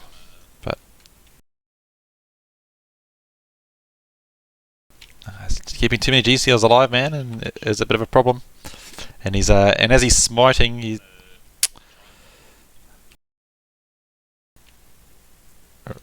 alright, he's casting warp time. Warp time just got denied.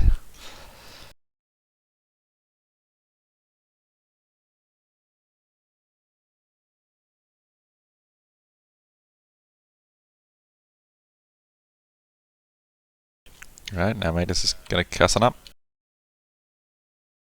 It's not enough of a smite into the Broodlord.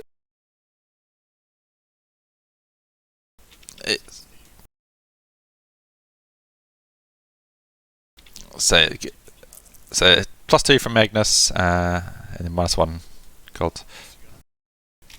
Alright, so he's thinking about CP reroll. He won't. He's got 1 CP left. It'd be a mistake. He's got. The guy's dead. Broodlord's dead anyway. He's got. Yeah, let it go. 3 mortals, and then he's got those 5. No, he's dead. Yeah. That means these guys here can now shoot.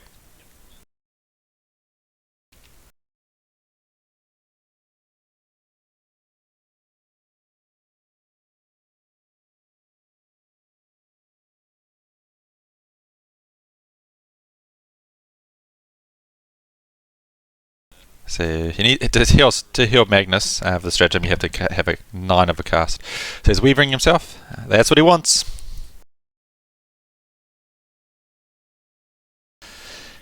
And now he's using the CP to get D3 back for the big 3. Ugh.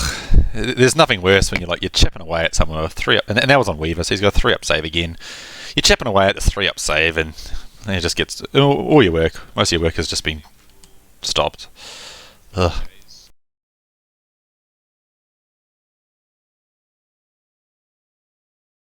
He isn't doing Fiddle Gaze, which is it's okay.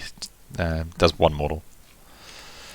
So for those of you who don't know, Infernal Gateway, roll 3 dice, any 4 up, does a mortal wound, and you got a 5 feel no pain. So they did nothing.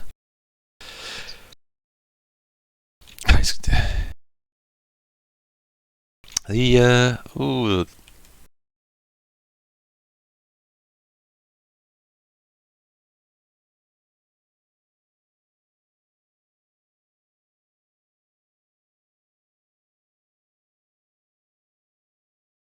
Just looking at what class game are on.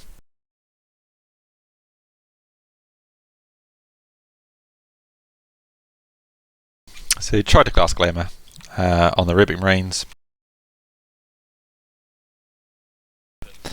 So that's Glamour's the -1 to hit. Which is not. It's not a big deal right here. There's nothing he's going to be throwing into these Ribbing Marines this turn. Big mistake putting these Gene Stealers there. I think he should have charged through the wall, killed those Ribbing Marines. He would have just decimated a whole bunch.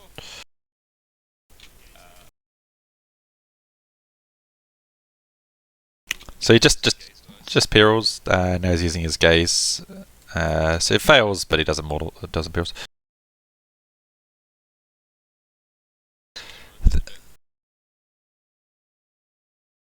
Okay, that was just. So this guy up here just tried to cast Smite. That was from this guy. Failed it. No mortal wounds, no perils.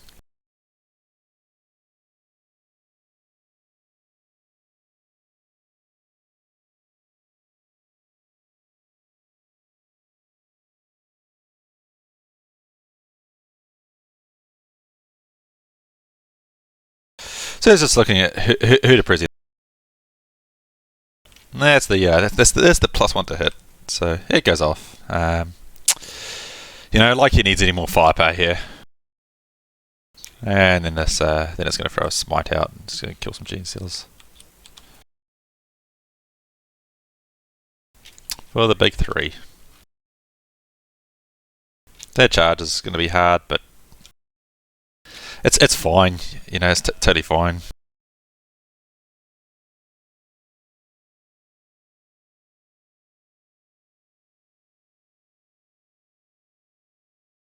Okay, guys, my apologies. There's a sorcerer in the bushes here. He's the one that tried to smite and failed, and now he's going over here to try and get that deny.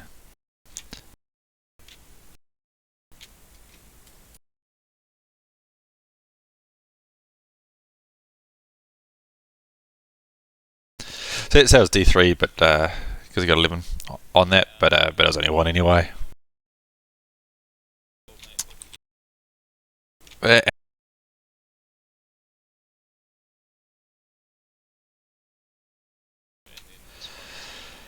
Okay, all right. Once again, it was the sorcerer here that that did that smite that was the perils, and then he used that used the reroll to, so he didn't smite. Mini smite didn't go off from this guy. So my apologies there.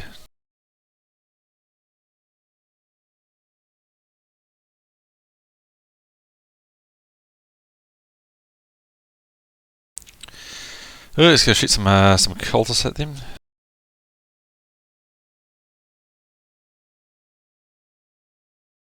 The other problem is what you get. It's not going to be really a important factor in this game. Is once you lose, if you target all the weak core elements of your opponent's force, you kill off all the intercessors or incursors and that sort of stuff, and they're just left with these big entities. Then you're forced to. There's nothing worse than having to use Magnus to summon an objective. You're like, oh, you want to get whole more, and then if you move Magnus or so killing off the weak things early on is quite good because it gives you really good board control. The cultist dropped one. Here we go. We're, when a GCL cult's this sort of size,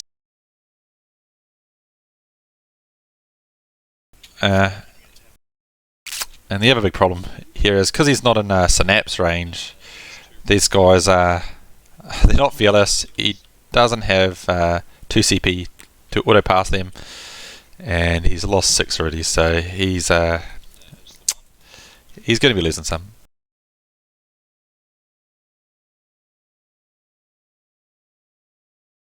He's just picking up what he can to make a sorcerer, taking some shots in.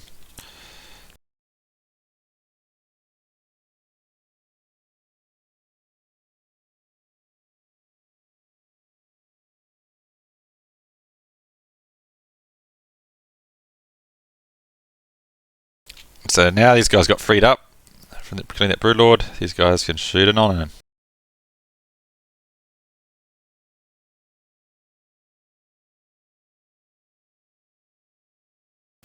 So you got some missile racks and storm bolter shots.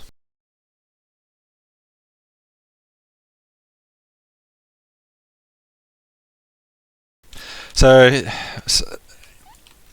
well, I was going to say slight misplay, but maybe it's not. So by shooting these guys first, potentially some of less of these guys can shoot. However, if he does take from this, it's going to make more people closer to the Patriarch.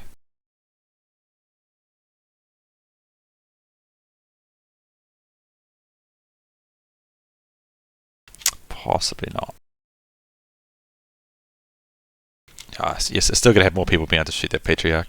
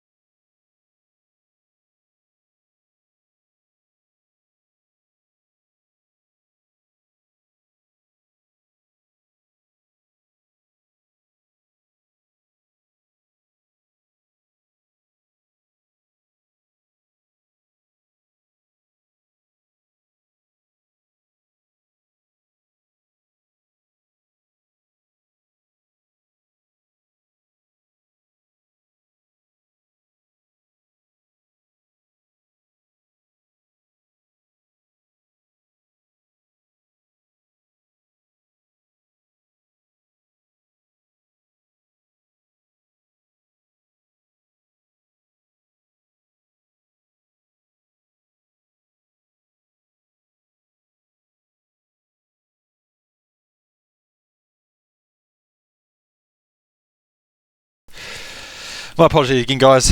Being a first stream, a couple of little things, a few things there just shouldn't happen. Games will get tighter. We'll get cleaner as we do more streams. All right, so gosh, not looking good.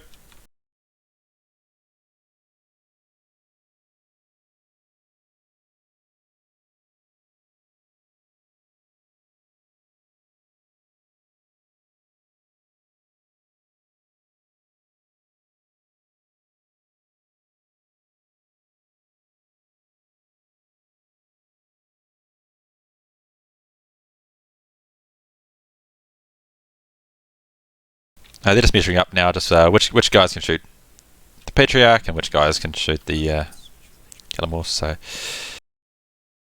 I mean, two Calamorphs, right?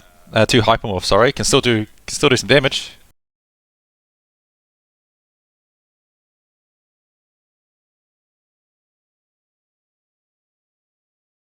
So it looks like you've got 10 Rubic Marines into here and 5 guys into here. I mean, like, these guys dying, getting rid of those Hypermorphs, super important.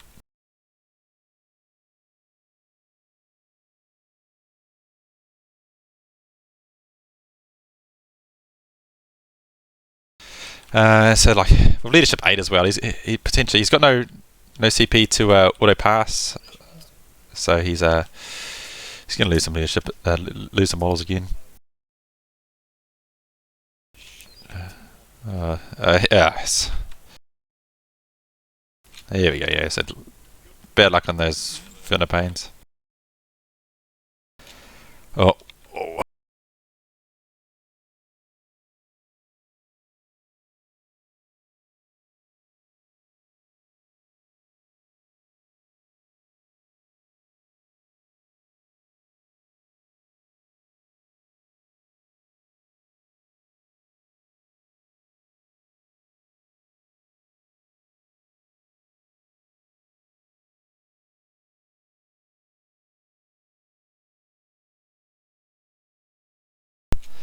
So he's passed. So it's passed the first one onto the familiar and then took 2 wounds. So drop from one of those. So just go straight through. Familiar dead, and he's taking 2 wounds right now. So he is down to 4.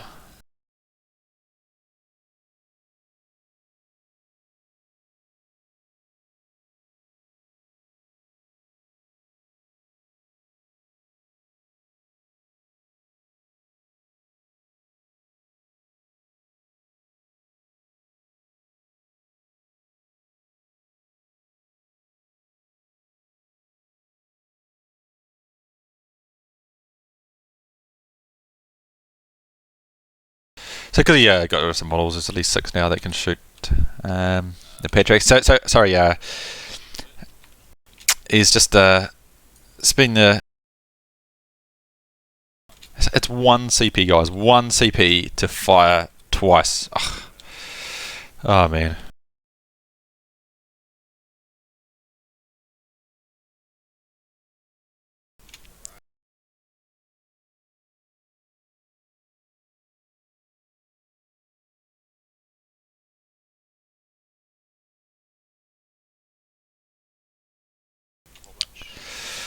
Well, he's still alive, but he's on 1 wound after that shooting now. And then I just let him take him off. He didn't want to roll the dice.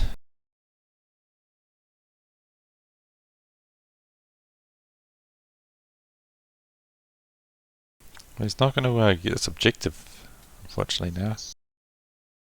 Magnus should have fallen back over and been within 3 inches of the objective. There was a bit of slight misplay there.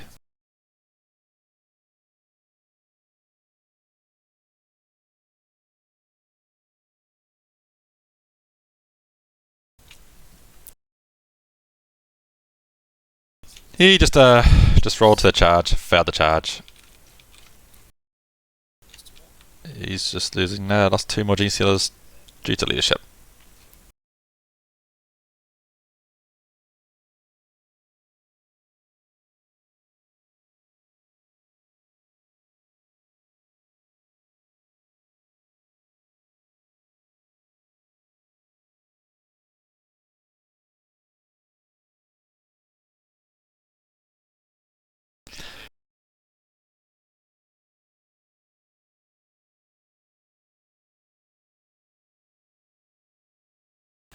So Magnus being, you know, me at the start of the game saying like, oh, this is a really average thing. It's not going to play out well for him.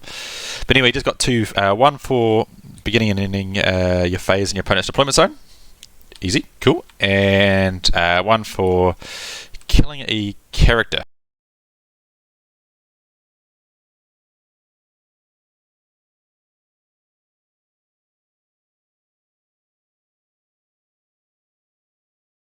So Magnus will have a hard time not killing a character now because the only sorry, a hard time getting a kill on something that's a non-character.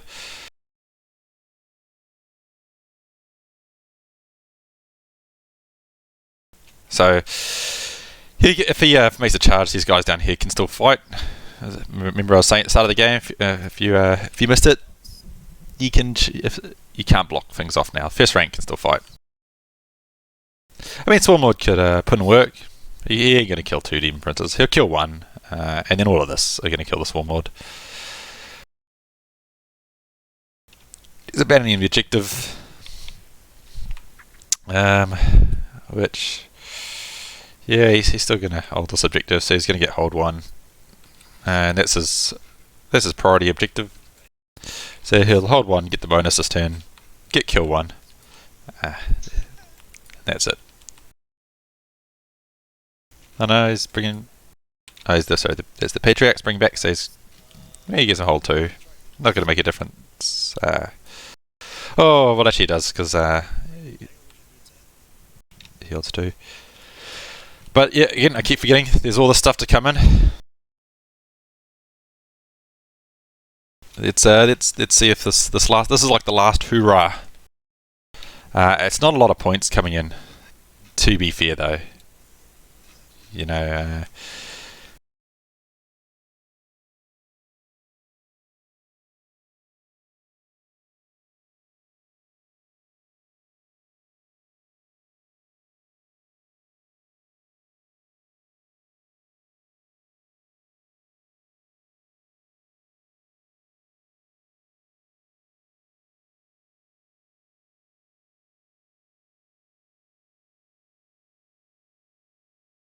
just basically just doing this the old 7 inches.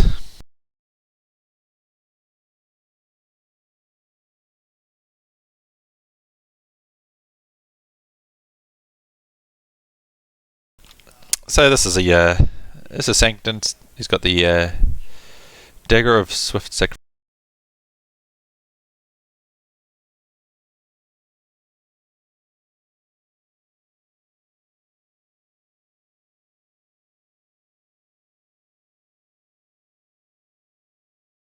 So the dagger is if it fails to kill the creature, it basically just doesn't have a D3 mortal wounds. So I don't know. We'll see. It's a big ask. Big ask for Sanctus to kill Demon Prince. Well, we'll see.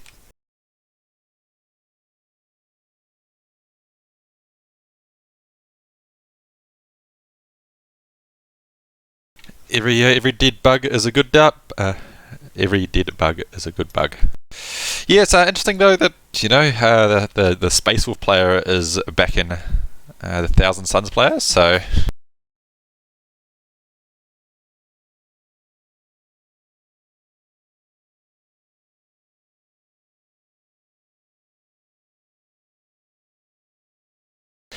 Interestingly enough, he could deep strike these Rippers here, and actually hold the subjective if he wanted to. And because he holds 1, 2, 3, he'd actually get hold more if these Rippers go here. And yeah, it'll only be for a turn, but then if these rubrics are just shooting Rippers, that's okay. But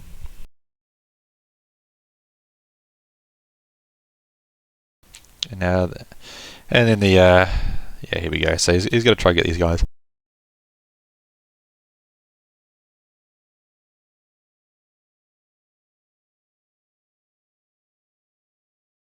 It's just finding out where he can go.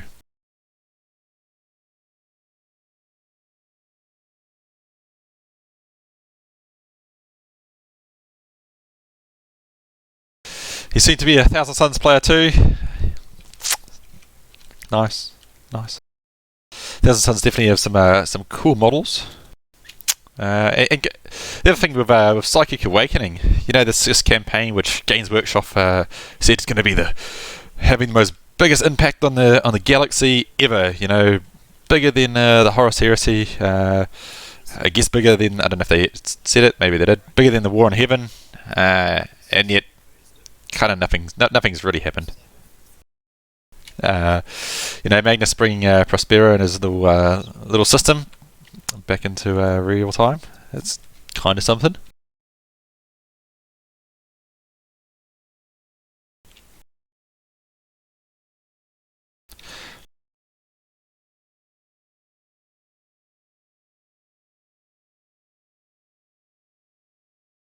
So he just cast lure on this demon prince, and he tried to deny it, but he failed to deny it, so lure went off. Then tried to cast smite fails.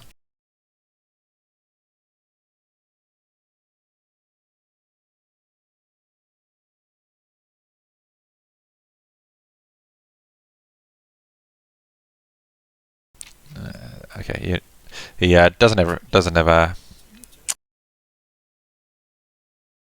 So it's outside of 18 to get the smite on the Rebic Marines.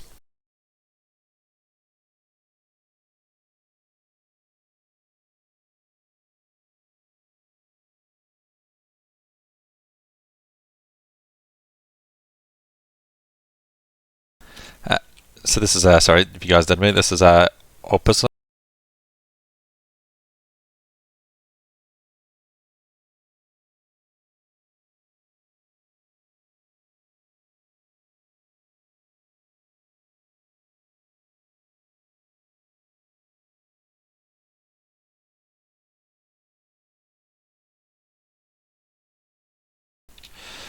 Okay, so that was in the shooting phase. Normally you can use this guy to shoot twice, but because this guy came in and moved to it, just use this stratagem, which he uses for free. He couldn't do it over here. But he killed 2 Terminators with pistols, which it's something. It's not bad. Problem is these 2 Terminators. I mean, let alone Magnus. I mean, these guys are dead. I really think the Rippers should have got on there. Would have given him an extra bonus point. Again, it's one of those things when you're a spectator. It's so easy to say, like, oh, I would do this or I'd do that. There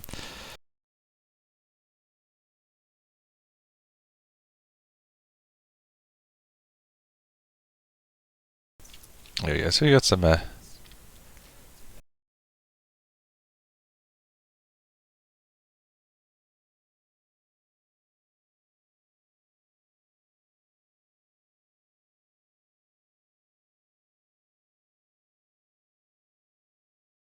Oh, okay. He didn't bring the rock swords on. I was about to say I was measuring over here, but the rock swords didn't make it.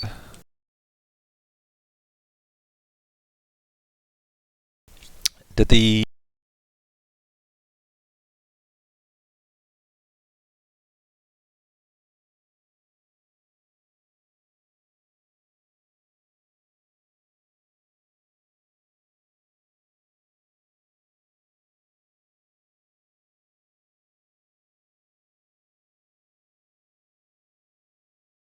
This is the Sanctus charge roll.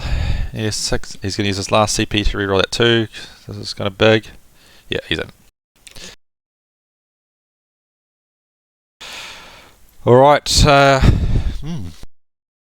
Swarmlord made it down, and Sanctus in. G-Sealer's in.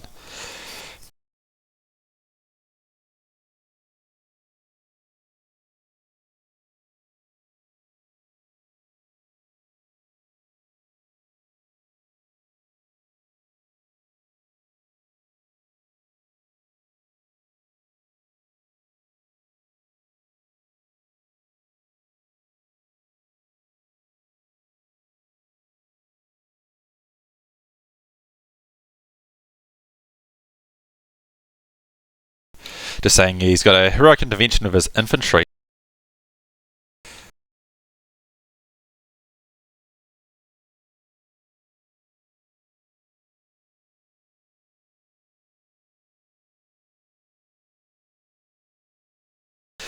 Might just quickly read out the stratagem that so the infantry for that heroic intervention for those 1,000 suns.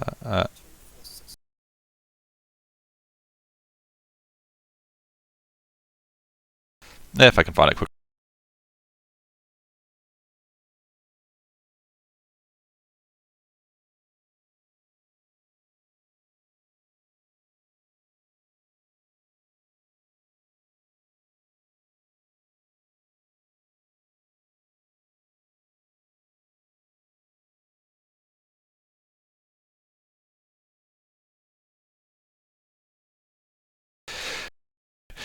So it's called Yoked Automator. It is use a stratagem at the end of your opponent's charge phase. Select one enemy unit that finished a charge move within 1 inches of any 1,000 Suns character unit, other than singles, from your army that phase. One Rubik or Scarab Terminator's unit from your army that is within 12 and is not within 1 inch of any unit can perform a heroic intervention as if it were a character. And when you do so, you move up to 2d6 instead of 3.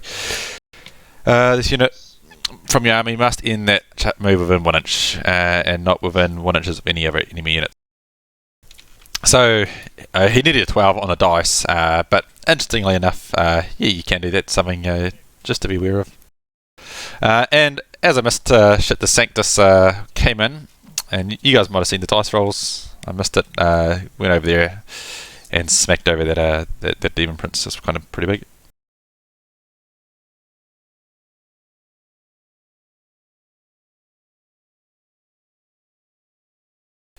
So he did mortal wounds on those red 6s, and the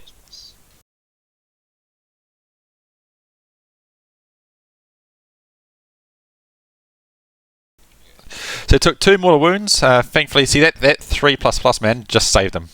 Just saved him. So he took 3. He took 2 from the mortals, and then the other one that he failed was a flat 3. So it was 5 wounds on the Demon Prince.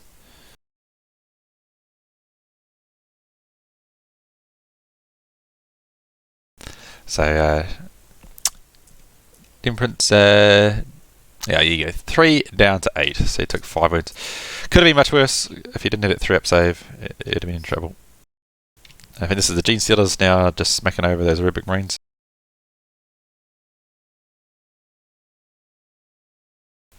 Got 1 Rubik Marine.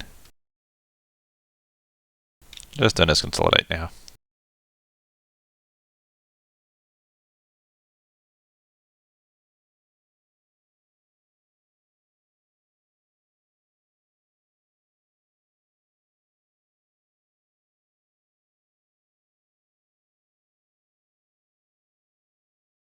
Oh, Sorcerer just killed Gene Stealer in return.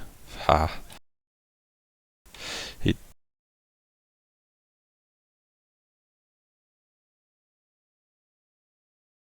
The Gene Stealers still hold that objective.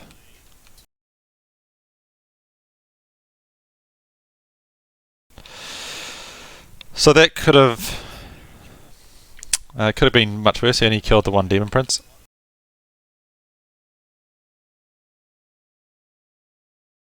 So they both hold 2, and like once as I said, those Rippers could have jumped in there. The Rippers are going to die now. There's not much he can do to keep those Rippers alive, and he would have if he had chucked them. I don't know. You could probably even have got here and been out of line of sight from these guys. Oh, 9 inches. He could have been over here, and gained an extra point.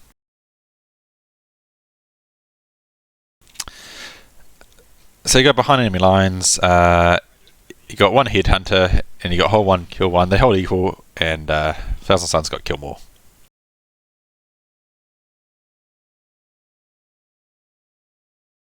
And he got the bonus.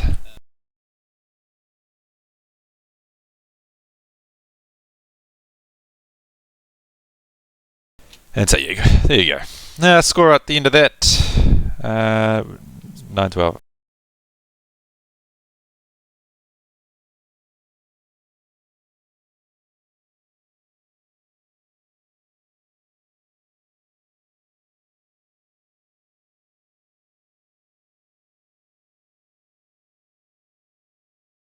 All right.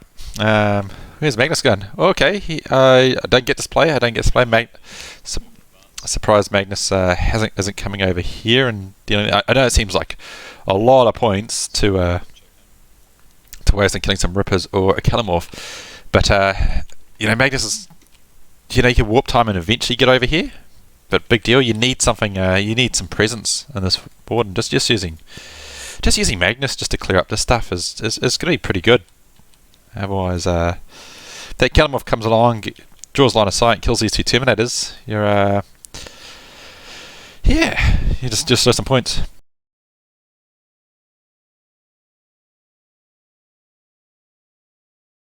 Magnus is moving and advancing. He's not going to go for the charge, so he just wants to get him over there. And the big 1 inch.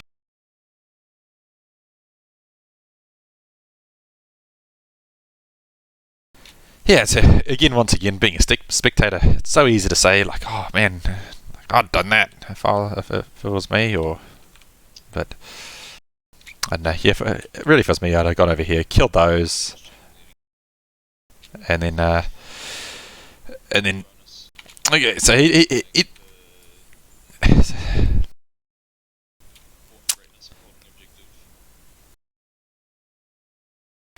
so in the end of there, he's not going to make that charge. He's going to set this objective. He's going to get the Born for Greatness holding the objective outside of your deployment zone. So he's going to get one VP for that, which is quite nice. And like, this guy can still smite and do some damage here. So I don't know. Who knows? I think I would have still killed those guys there and then got Born for Greatness. Oh, and killing a non-character. Oh, big mistake. So those Rippers was a victory point. So all Magnus has to do is go in. He can just smite, do a smite. He doesn't have to do it in close combat or anything. So he would have killed those Rippers and got a victory point for it. Sactus ain't going to do. Kalimorph ain't going to do jack to him back in return. So, yep. I think he made a mistake there. I mean, he can still do it all next turn, but anyway.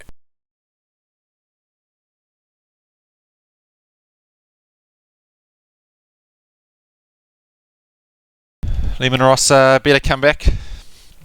I don't know. I think we're a long way off Lehman Ross coming back.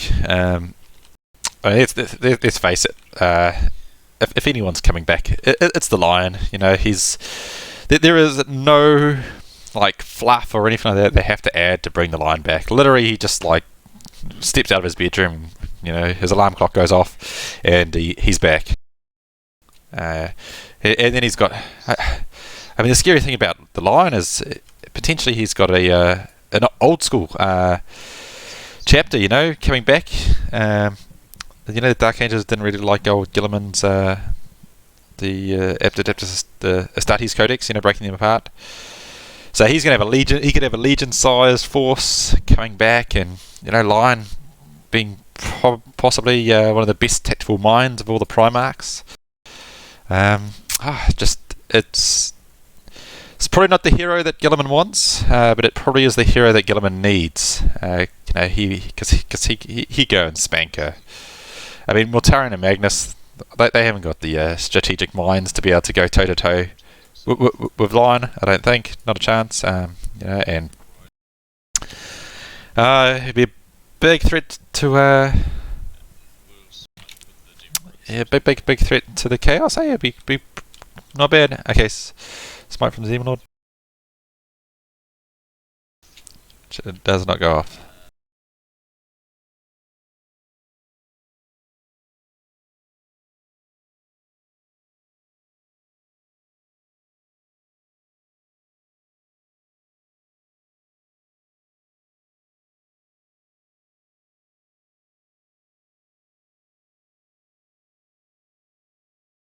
So he's just casted Smite.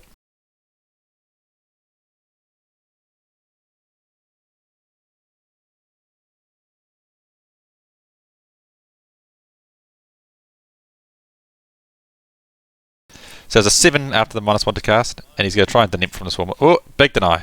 Shut it down, and that was his... and then That was his Gaze of Fate reroll as well, so the Swarm Lord is he's on the prowl.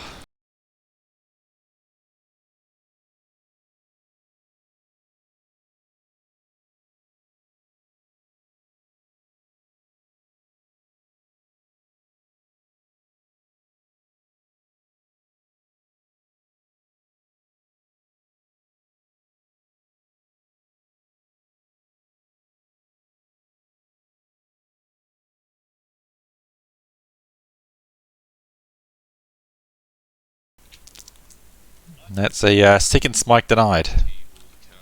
This is from the sorcerer here.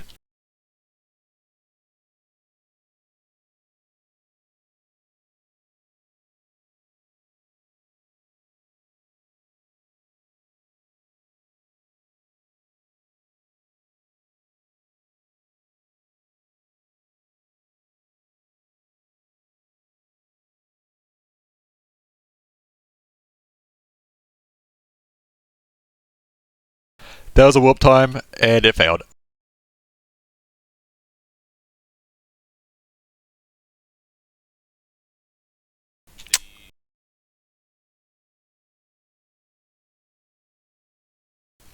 So we've got the sorcerer here in Terminate armor.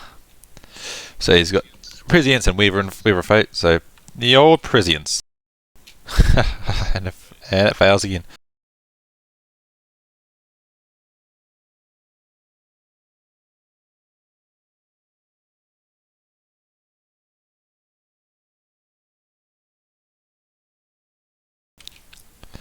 Smite goes off on a 5.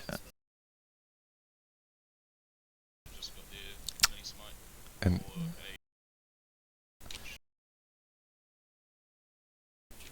he's going to try and deny the smite. Second deny from the Swarm Lord, because he denied for 1 from there, 2 from here.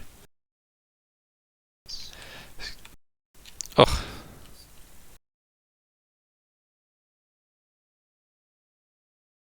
So there's a Perils. There's and this isn't the Rubik Squad. This is not great.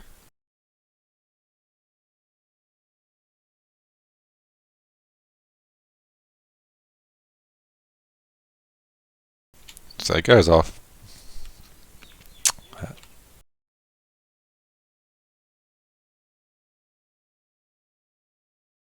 And so that was just a bit of a heal.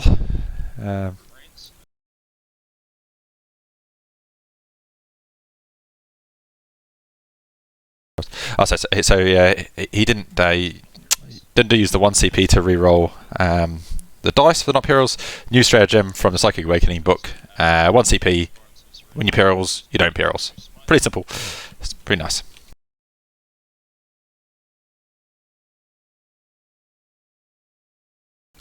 So out of smites now. This guy threw out a smite. Killed Gene Dealer.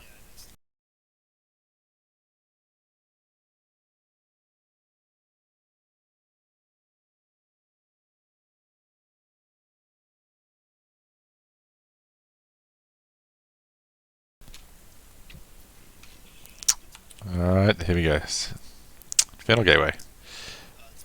That's a big Infernal Gateway.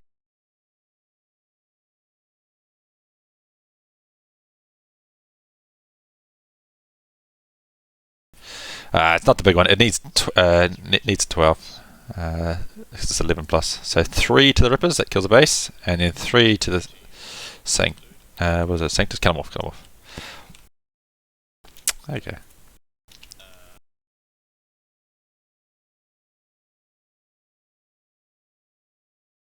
So that was one.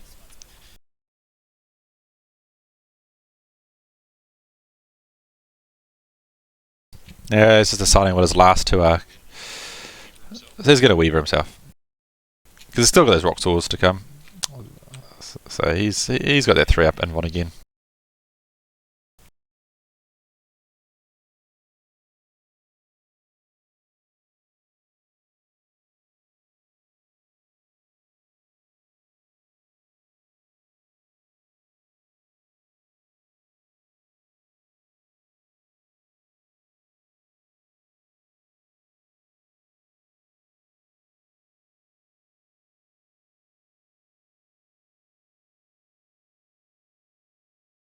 So they're just discussing.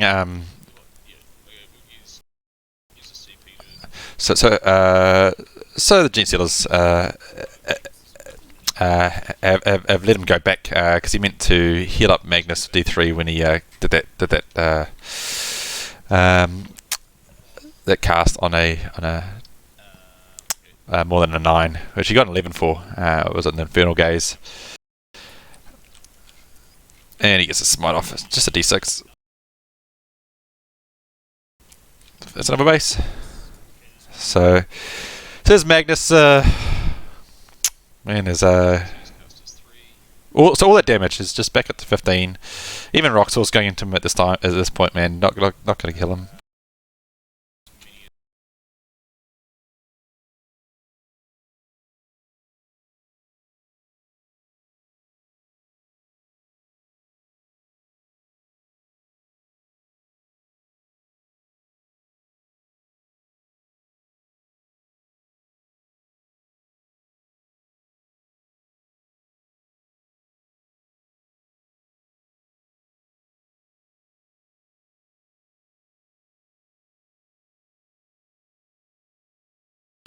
So these two are out of range. These three can't see.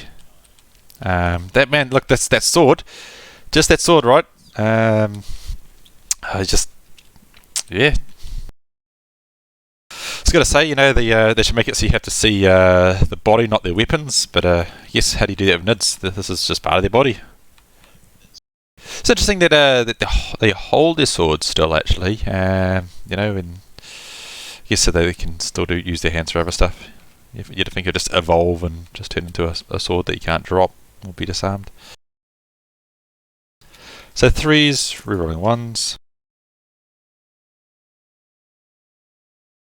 So interesting enough, if he had not so he's got to have 1 CP to fire twice the Rubik Marines. If he hadn't healed Magnus, he'd be able to veterans. So he did veterans with this one here, just marking it off.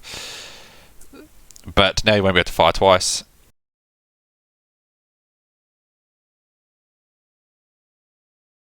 So that hit on the Magnus actually did cost him.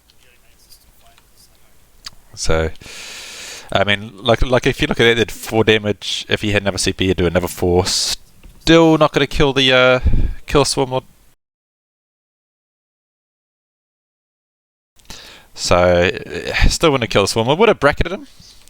I guess he's still got Rubik Marines and stuff to shoot. So, we'll find out. If he's left out 4 wounds at the end of his turn, then I don't know. Maybe it could have been a mistake. I don't know. No, I think Healing Magnus is good because it just really means these guys can't kill Magnus. I mean, I'm about to eat my words, right? But 3-up save. No rerolls now. Both players out of CP.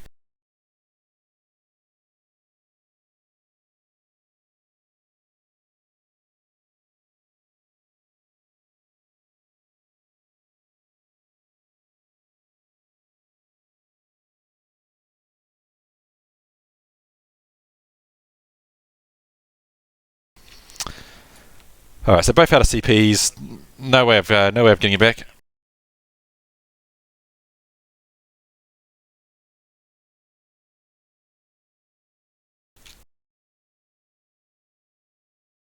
So the really big range shot did nothing.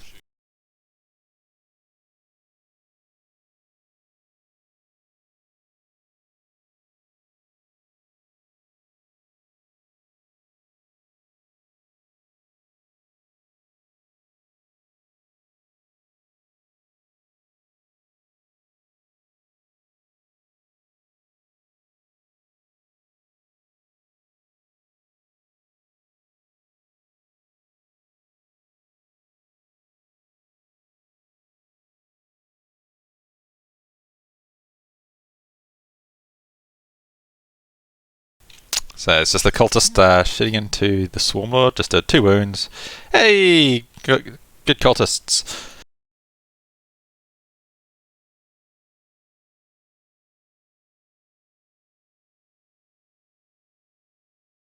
This is just the sorcerer shooting the Swarmlord. 3s and then 5s. Hey! Yeah, chip. Ah, shit, and see, and now this is when you say with those, if they had shot twice, he'd have been second bracketed by this point. Gosh, and as you say, you were down to 4 attacks, movement 5, which he gets, he'll still be in, but.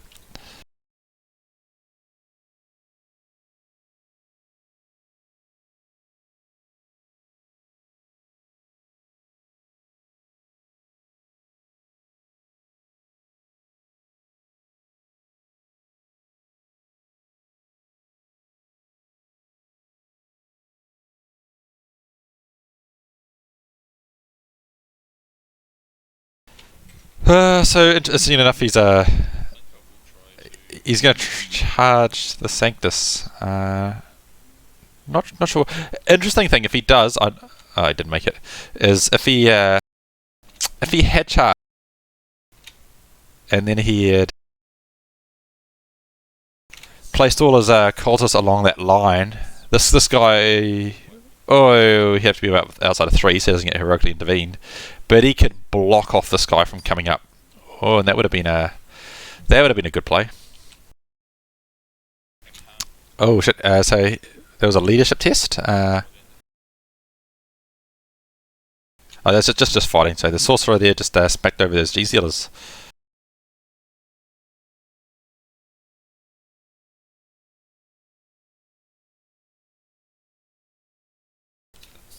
Threes bonus. So he's got the bonus. Now Headhunters.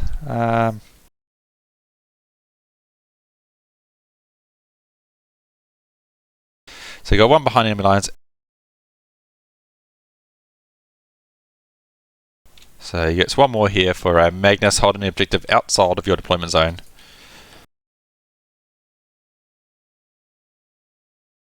Oh, that's not good.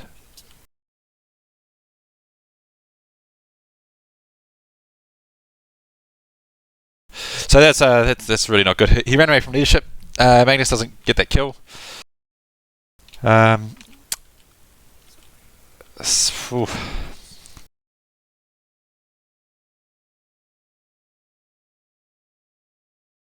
So if rock swords do come down to Magnus, it gives Magnus a chance to get that last one.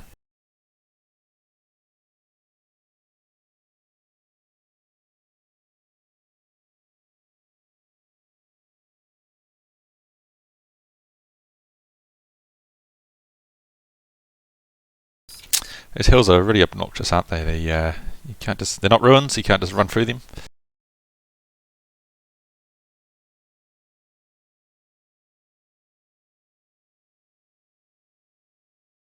So this is a little sec. What's he gonna do?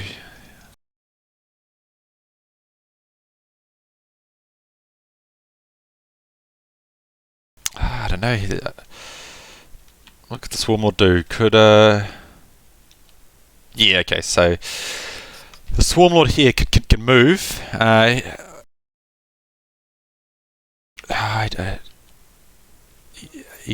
know. Can he fit his base? In there. So if he can get here and get his base here, so he's within 3 inches here, he kills the Demon Prince and then consolidates into the Rubik Marines, so they can't fall back and shoot.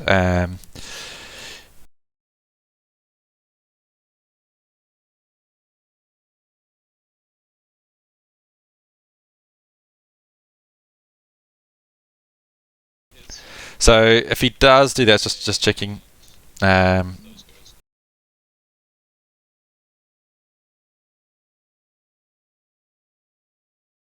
Okay. So just checked on them because everyone from Cult of Duplicity gets the jump abilities. So if he did do that and take them, potentially these guys could jump so long as it doesn't get denied, and then get themselves out of there. So I don't know. I think it still would have been a good play because if it gets denied, basically you get munched Rubik Marines. because you're not going to fall. I don't know. You may not fall back in your phase because you're probably thinking you'll smite them out. You're just smite and kill this warlord and free them up for shooting.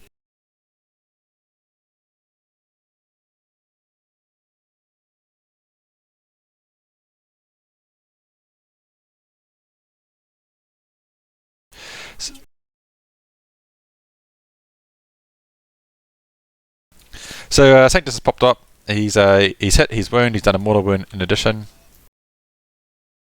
and so he saves the wound, but to D3 mortals, 3, 4. That's no good. This is the and there's no CP. There is nothing to stop this. So everything takes D3 around here.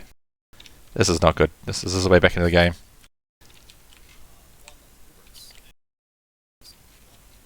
Okay, he rolled quite low. Well, 3 on the sorcerer.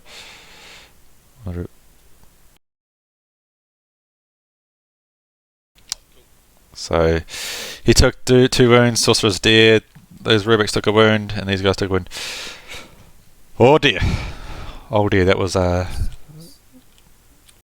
And remember, this is in the movement phase, so we've still got a psychic, and then he can shoot again. So he's going to shoot again. He's going to kill that Terminator off this time, and because it's going to take 1 mortal, and then it's going to take an instant perils. And then he's going to explode and do that again. This is all dead. That's what, even more so. Swarmlord should have gone into Demon Prince. There's enough here to deal with this.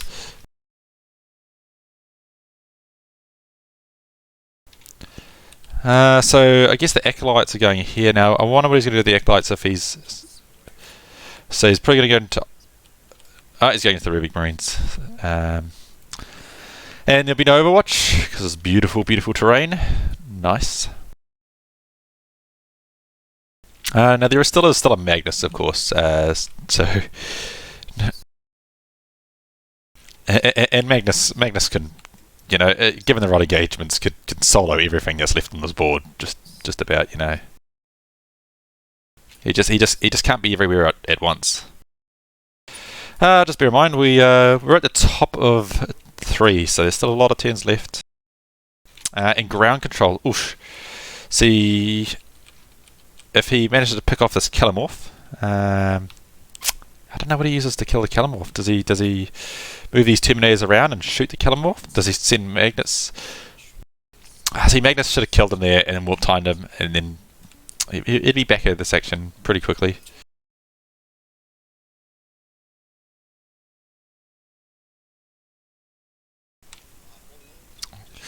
So here it is. Here's the Sanctus killing the Terminators.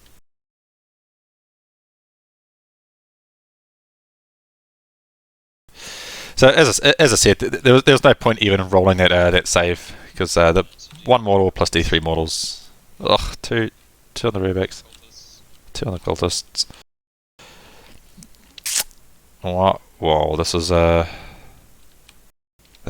jeez. It's really good for Sanctus, man, and like not having a CP in your back pocket. I don't know. There's not much.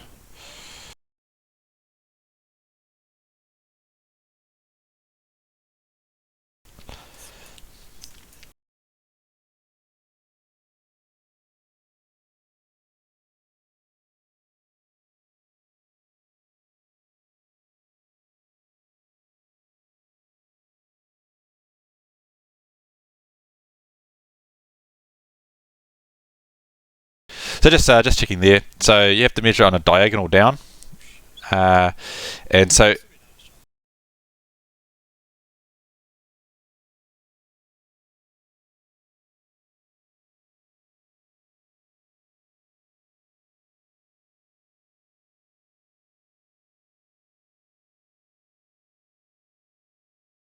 bro.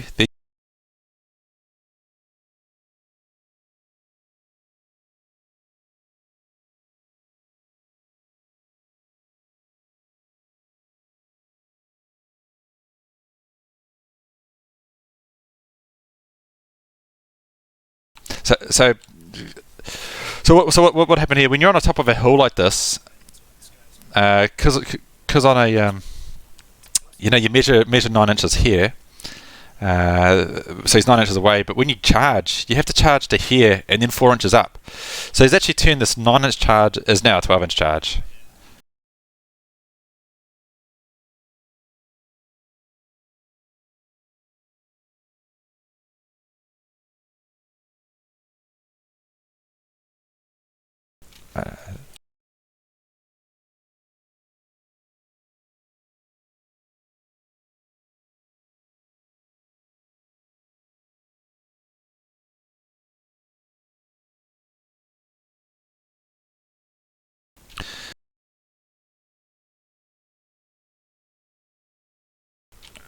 So saying Swarmlord forgot to do some psychic powers, so they're doing it now, and he would have had his character to deny.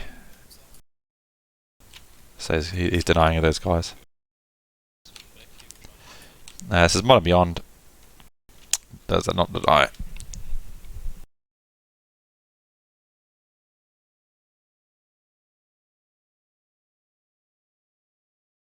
It's interesting. I wonder if the rock swords could have gone over here. Yeah, there's probably a little bubble here he could have gone in, eh? And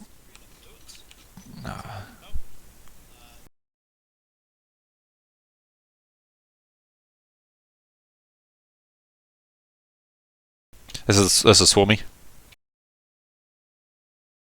So Swarmlord, sorry guys, you just missed that. Swarmlord has gone in here, made the charge. So he's going to fight down the bottom. So just bear in mind on those rules. So like how you can't get someone up here, and this is what I was saying at the start of the game. You can't get up there. Say you can't do this. Say you couldn't get this guy across. He's trying to fight me for his model. I own his models. So say I couldn't fit here. Say you'd block me off, so there was no way I could bounce it. So you keep falling off. But based on new ITC rules, like I was saying before, you can do a first rank. He could even sit like there basically, essentially. But now you don't have to place him there. First rank can fight that dude. So he can fight that guy quite happily. He doesn't have to be up there at all. So long as he made the charge, which he did, which is like a 4-inch charge. Really good rule. Really good rule for assault armies.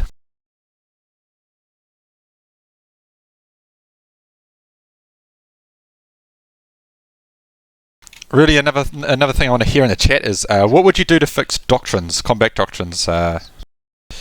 They right now they're kind of broken. Just the rules upon rules and just.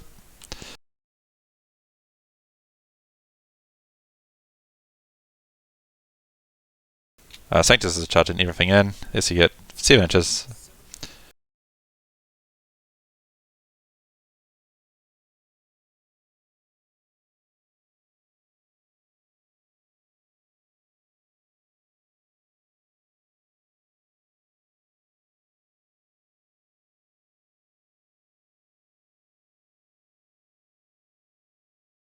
So just on the forest rules, you guys in the chat, correct me if I'm wrong, but this is how I always played it. So you declare both. He got a 7-inch charge. If it was a 7-inch, you got a 7-inch charge. Basically, so long as you don't touch that forest, he declared these guys, then they can move 7 inches. As soon as you touch the forest, you get that -2. So, and now he's going to pile in that 3 inches to get it. So with that pile in, worked out alright. He's able to get into those river. Now he's splitting his attacks.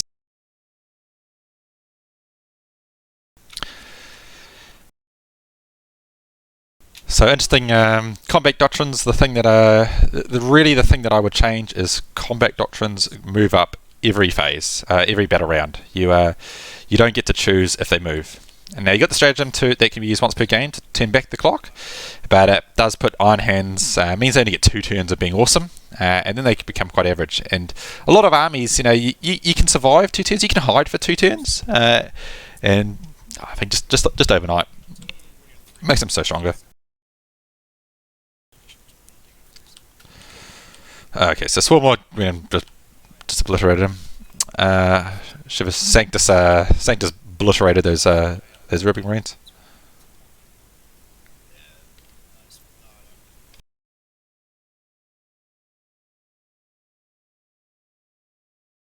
So, yeah, I think Rocksword's here was a bit of a mistake. He already had the damage to do there. Rocksword. Oh, okay. So even though they went into the fight phase, he forgot these charges. But man, of course we're going to let them do that. If guys, if any game you're playing, I don't care if you're in the finals and you do this, let the dude do this charge phase. That was the intention, man. Don't be a dick.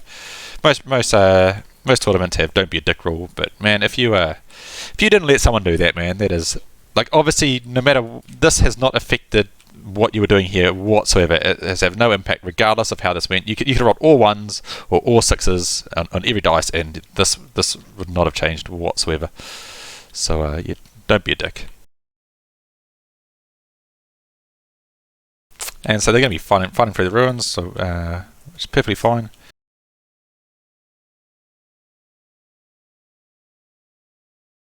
So these are the Roxors. Roxors kills 3. So what I would do here is I'd be taking out as much Rubic Marines from the front here, because he only got a 3-inch pylon. So if he's killed 3 already, and if he kills 2 more Rubic Marines, you're out of combat. That's exactly what you want. But you might not kill enough. No. He's loved it. So he's only lost 3 and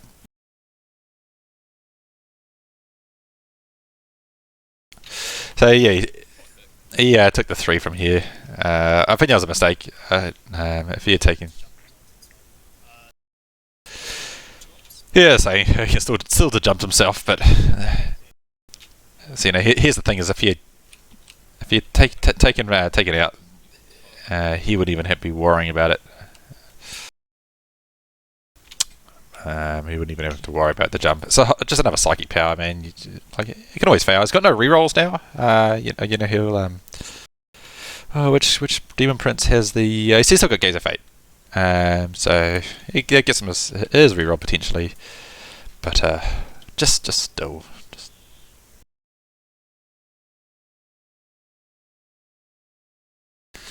6 guys fighting, so that'd be 12 attacks because of Hateful Assault.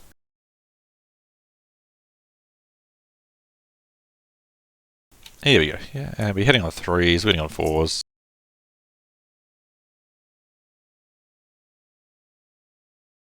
Oh, sorry, the T3, so Shiver's running on 3s, 5 ups. Oh, 5 dead. Oh, okay, that was a bad trade. Okay, alright, he just made me eat my words just like there. Boom, like, him going, oh, just, yeah, oh god. Taking those out, so, wow. Alright, so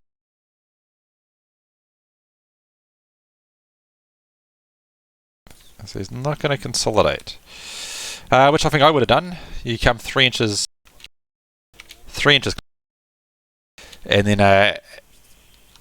and then you move these guys. So that everyone gets to rapid fire these guys up, and those Rubic Marines kill them.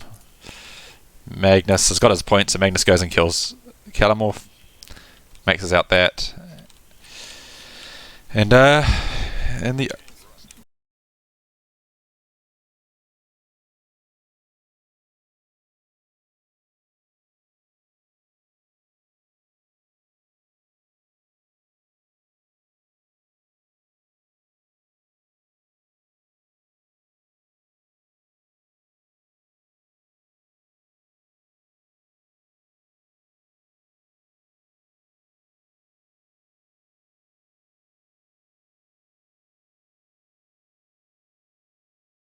So behind enemy lines, guys, the other thing with that is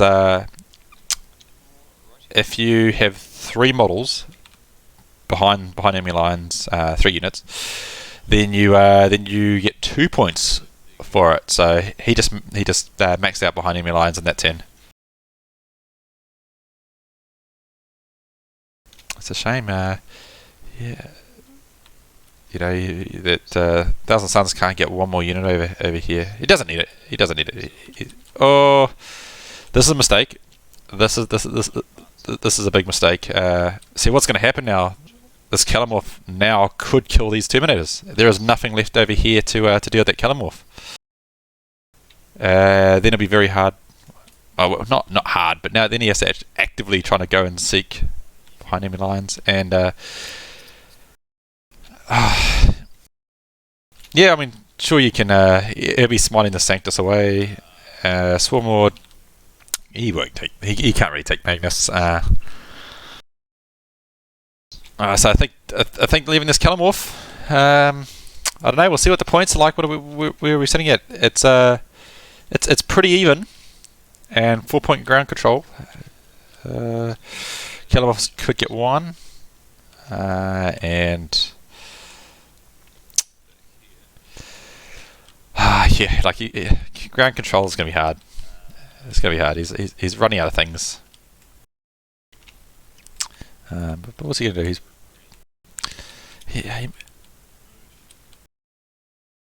What I'd do? I'd warp time.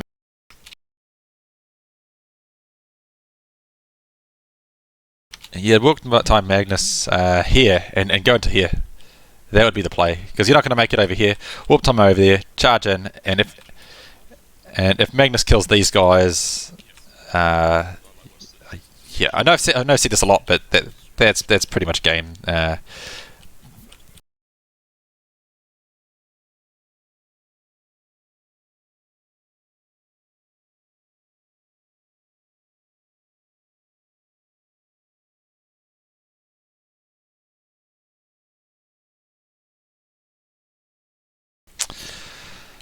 Alright, so here's the Gaze of Fate.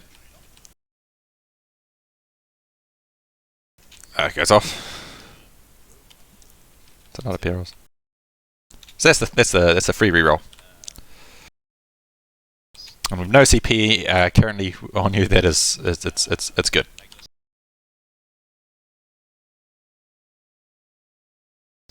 Alright, here we go.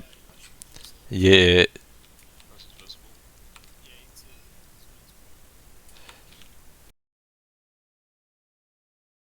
So I mean, this is the dumb thing, right? These spikes can see Magnus's wings, and therefore Magnus can spike. I mean, okay. To be fair, what would he roll? He roll double ones. Oh, but he gets to reroll ones. Whoa! Uh oh! 2d6.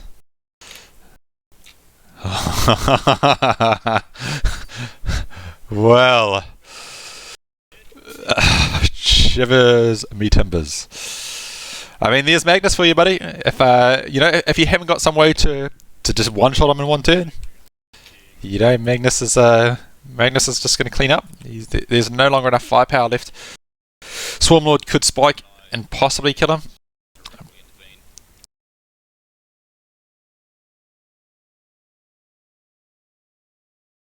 So he doesn't get another Bullet for Greatness for that.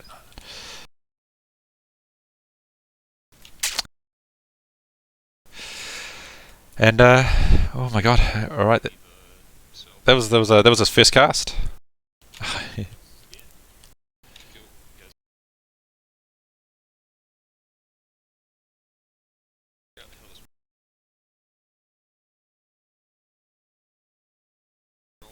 So he takes one mortal, but he gets to ignore it on a 2+. There you go, he's fine. So that was Weebit. So once again, 3-up save. What's he getting? Okay, he's Infernal Engaging the Sanctus.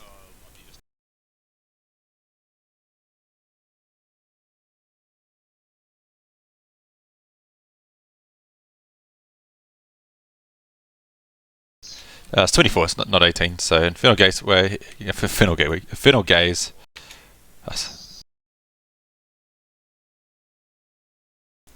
Just one mortal wound. He had one mortal left. Oh.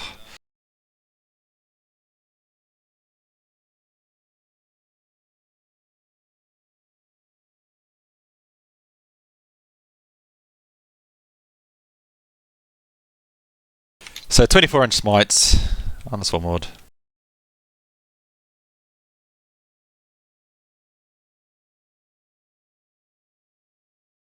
He's going to gaze dice it. There you go, smite goes off.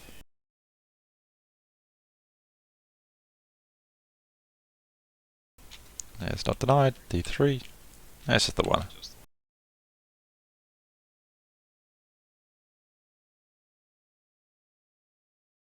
Just quickly on the score. So he's got 2 headhunters so far this phase. 1, 2, and yep.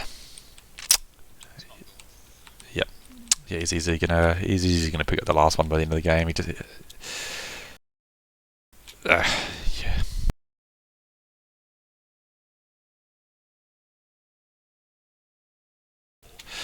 Interesting you said the jump did not go off. So these Rubric Marines, see, once again, like as I said, if we had consolidated in here, he could have moved, and now they would be killing the Primus, and probably not the Swarm Lord. Probably not the Swarm Lord. Oh, yeah. So he had just killed the Primus that turn. I guess he was trying to get the Swarm Lord. And then that would basically leave him a Patriarch, a Swarm Lord, and Roxors who might be able to get a very long charge. It was like 10-inch charge. What do they move? Movement 6, yeah, 10-inch charge on the Acolyte. That's basically where we were at. Yeah.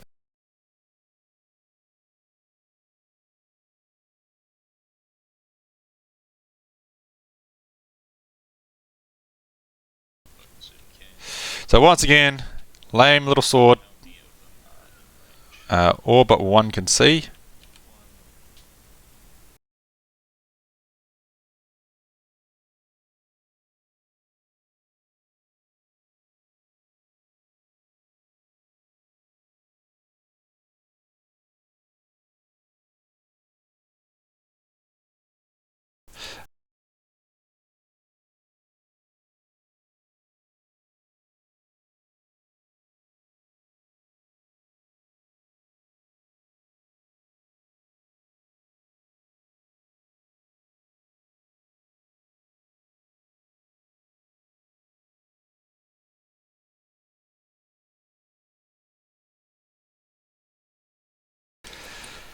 Alright, let's see how we go.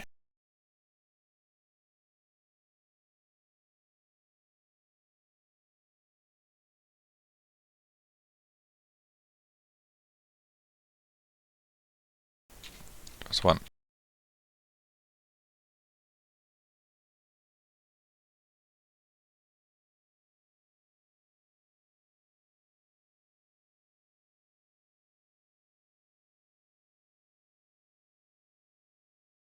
So I didn't even pick up. So he moved. He did move them. Ah man, yeah, it's all right. Whatever. If he gets one more word on the Swarm Lord, that's bracketed. He's got no way of healing it. Brave cultists.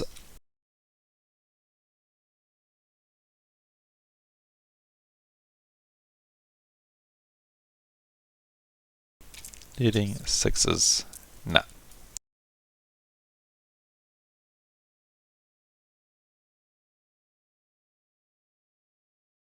So interesting.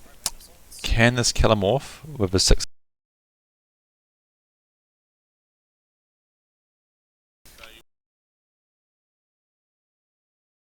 Okay, so interesting. He did forget to move the Killamorph, and I don't think it's going to be able to see the Terminators this turn.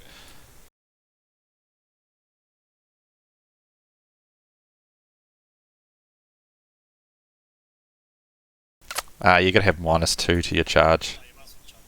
-2.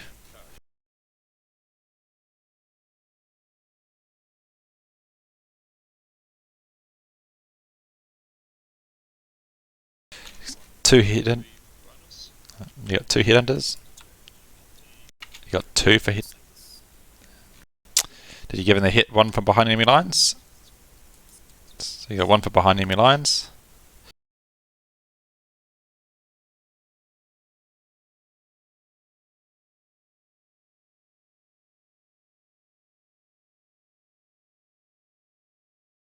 So he's head behind every turn. So now he's at 4-2. We must have missed one. Yeah.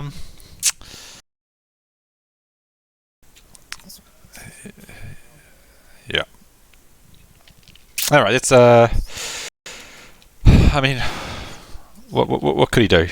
What can he do here at this point? Do you throw the Swarm Lord into these Rubik Marines? Kill a couple? Have Magnus then kill you in return? There's no way you can run away and hide. These guys jumped on this objective. Here's a Demon Prince. Demon Prince is here. Do you send a Swarm Lord to try and kill the Demon Prince?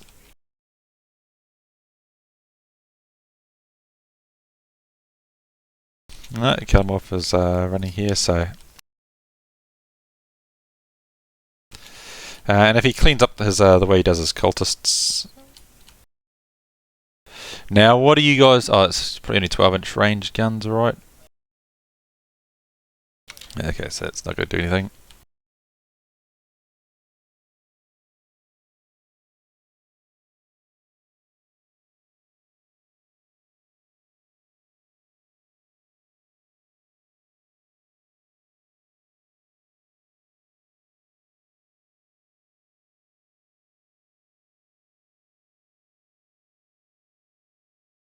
What do you think? Let me know in the comments as well, or the chat if you can.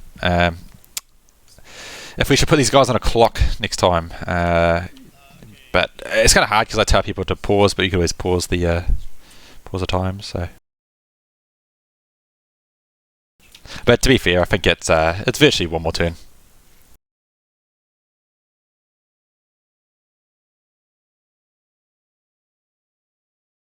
He's killing. He's going 5 up, feel no pain. May as well deny Magnus. So that's denied because he gets +2. He tries to smite and he got a secondary for denying it. Oh god.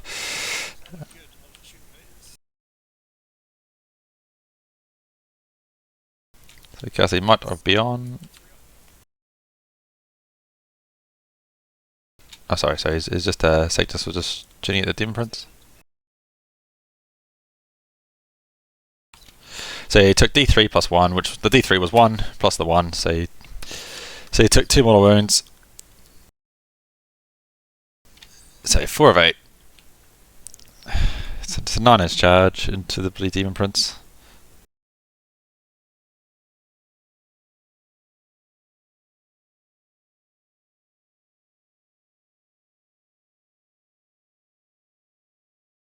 I think you're like, oh, that's it. So he's good. So he's charging in. Once again, if we can get these we pick up that 1 wound, you know, so 6 and 6. No, that's enough.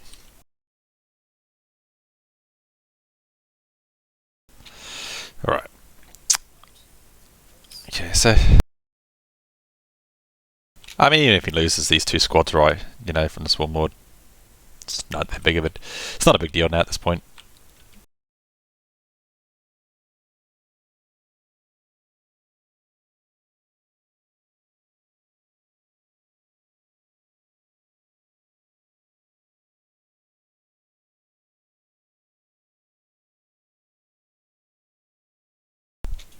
So he's just going to put all the attacks into the Demon Princes, into Demon Prince.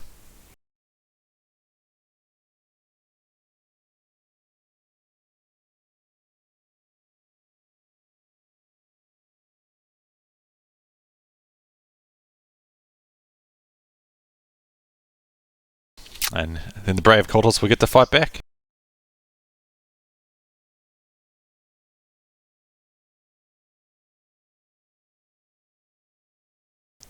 So back out Headhunter with that now. Yeah, you got the bonus again because he's sitting on that one. It's very easy to get the bonuses now, so you just got to make sure you do get it. Let's see if these are cultists. No.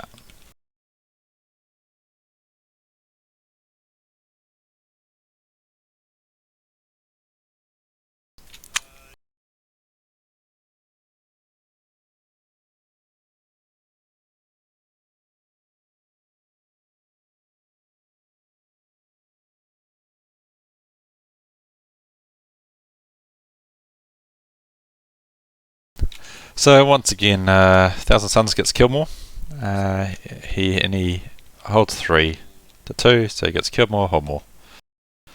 There you go. He's running away with it now.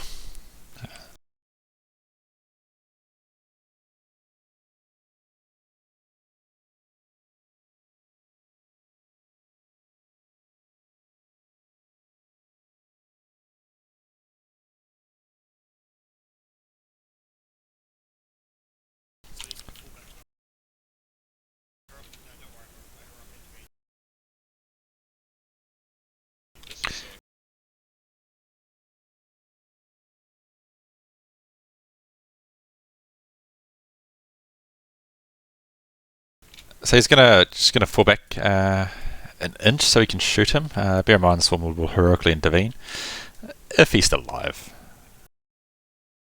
That looks like a chaos circle, right? You know, it's a summoning circle. They've come across a Swarm Lord.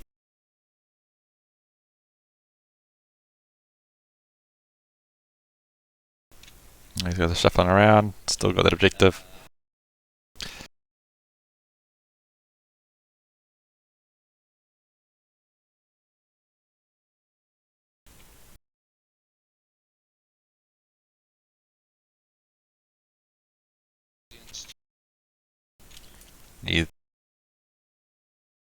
That is 2 inches tall, that hill road.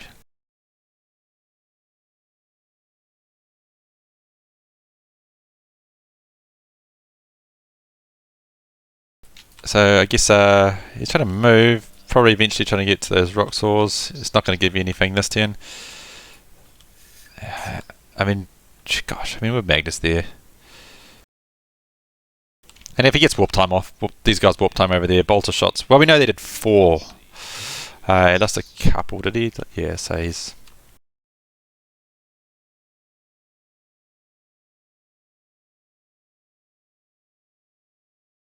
Oh, his smite's going to have to hit him anyway.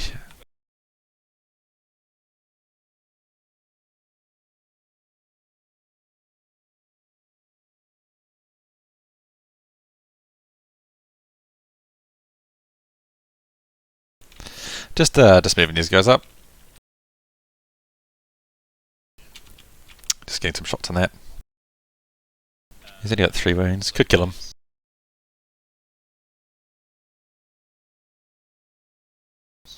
Alright, see if we get the jump. I think he should have started off with a smite, because he might be able to kill off.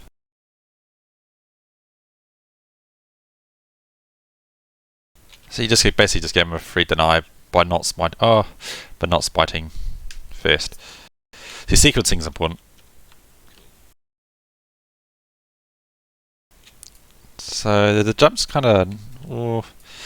yeah, interesting where the Rubik Marines go. Possibly... I was going to try and deny it. He denied it. There you go.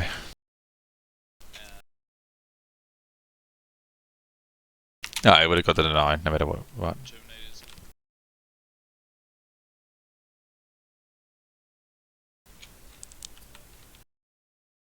So there's just 1 mortal wound on the Killamorph. He's down to 2 now.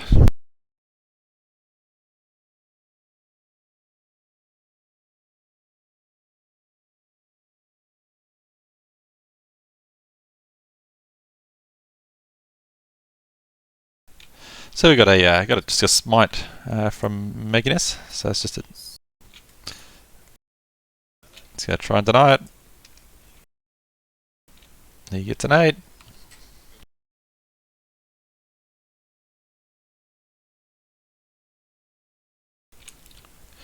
Alright, going for the Infernal Gaze. Goes to an 8.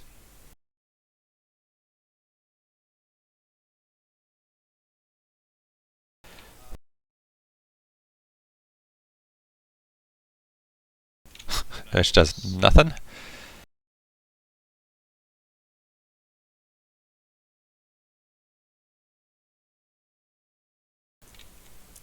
Using Infernal Gateway, goes to an 8.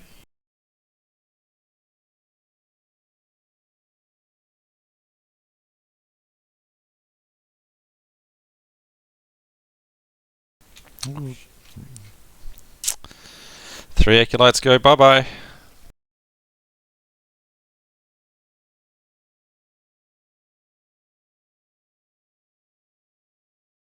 As he another big misplay. He's made it so he can no longer he can't charge the Swarm Lord with Magnus.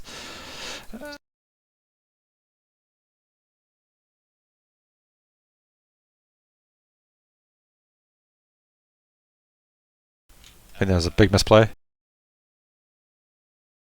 So yeah, gosh.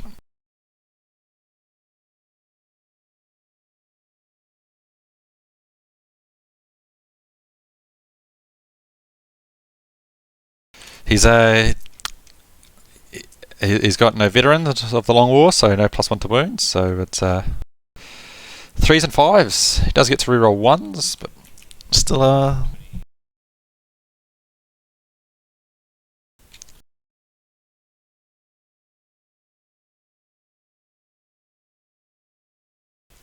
he's not going to do it.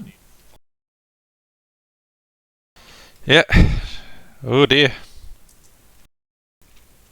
Drops 1. Does bracket hit him though?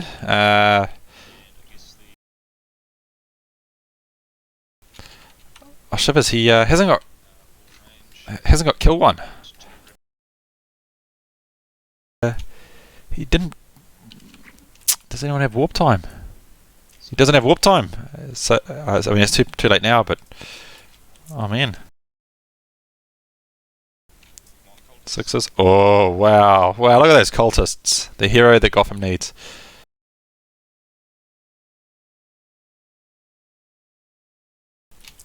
Two ups. Drop 1.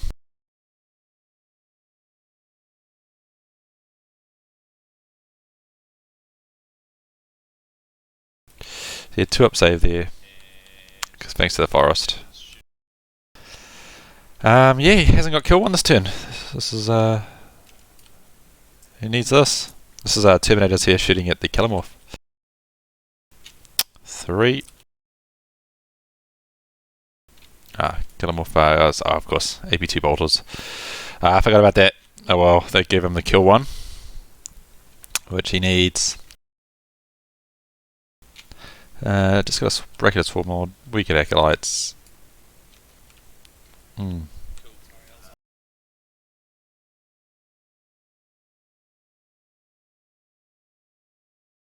mean, you basically can't charge anything. You could charge Rubik Marines into Swarm Lord. I think that'd be a mistake.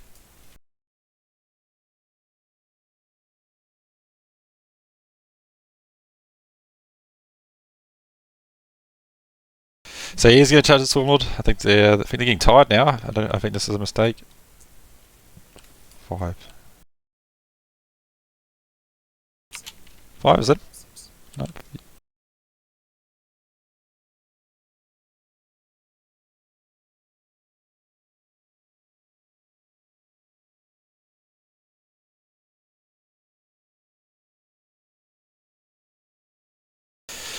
Yeah, so it doesn't have the -2 because he's not going into the forest at this stage, and then it is pile on. But this is a mistake. He's getting what, like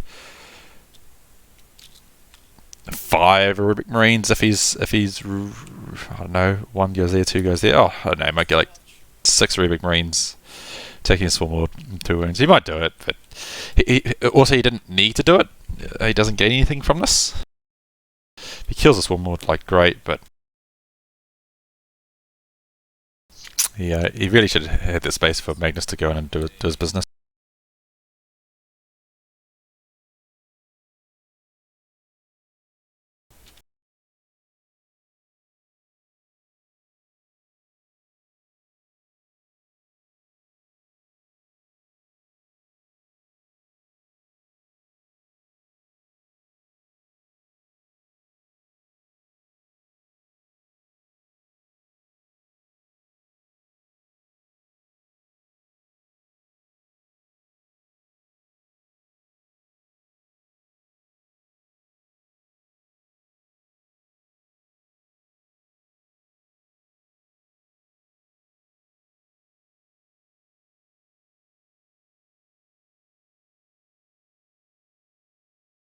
So let's have a look at what we got. We've got 1, 2, 3, 4, 5 really. I think he could have done that better. I think if he managed, I reckon he could have got 6. But anyway, It's 10 attacks, which is what are they? 3s, rerolling 1s, and then 5s. There you go, 2 wounds on the 3-ups. He's down to 1. Very heavily wounded Swarmlord. Murdering.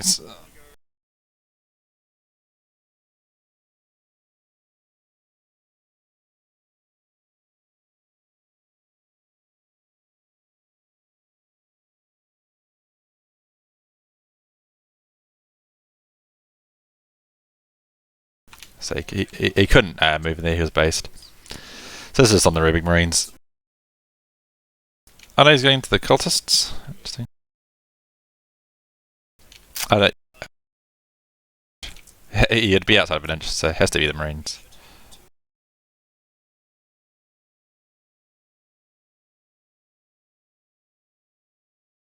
Alright, well, once again, eating my words, Swarmlord did nothing.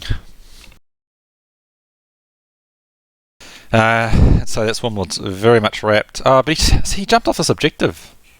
So now he only holds 2 to 2, so so now he no longer gets hold more. It doesn't get the bonus. So all of that, man, very much a mistake.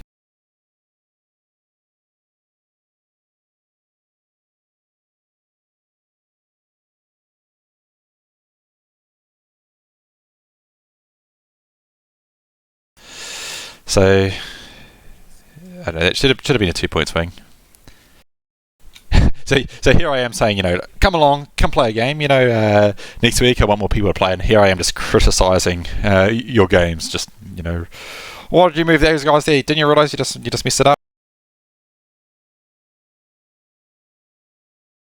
It's tough. It's tough. 3 hours into a game, you start making mistakes. It's easy enough done.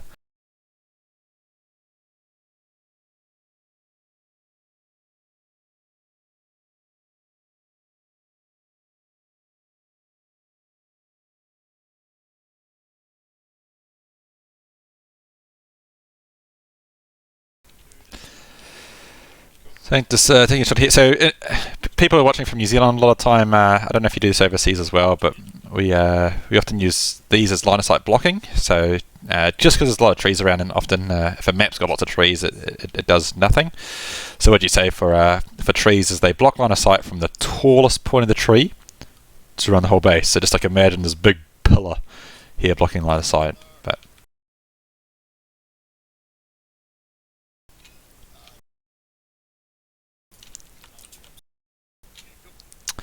this is just a Swarmlord killing 2 Rubics. That was a very quick turn. He did forget the psychic phase, but he's just going to do that now. So does not know. So that's a smite that goes D3. Does 1, kills the Rubic Marine. Perils, you can't do anything about that, and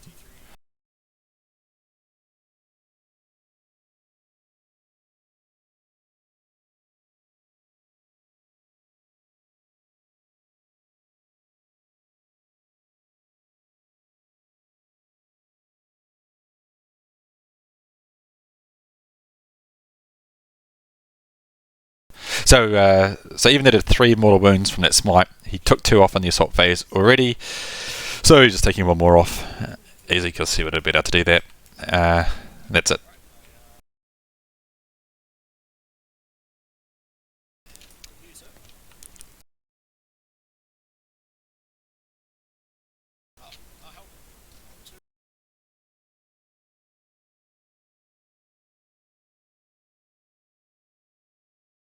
Oh, this goes on the objective, so he gets hold more.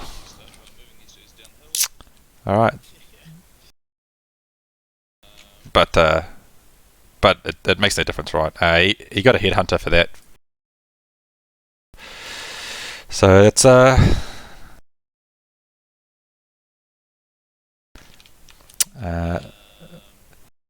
now it's just wrap up. If you're in an event, how do you gain as max amount of points as you possibly can? Because you've won, but you know, you want to do it. So I'll be advancing them back onto objective 5. Not that it matters. Actually, all that has to happen is Magnus needs to move over there, kill these two, and that is all you need to do. There is nothing else that's going to have any effect on the game. Because then you get the hold more, kill more bonus. Then you need to kill those. That's it. I might even ask these guys, for the sake of this, let's play it out. Because the only thing that matters is Magnus killing those guys.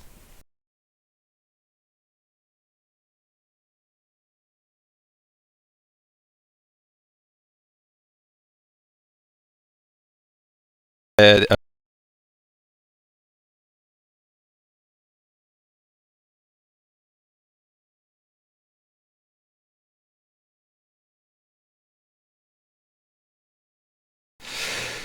I was just saying to these guys, look, just you can pretty much just do Magnus. Nothing else is going to have any effect on the game.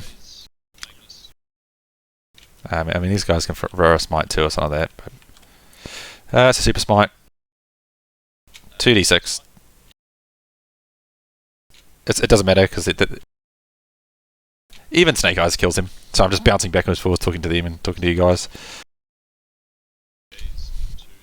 There's the Infernal Gaze. Goes off. So it's this is just the 4-up mortal wounds. There you go, 2 mortal wounds.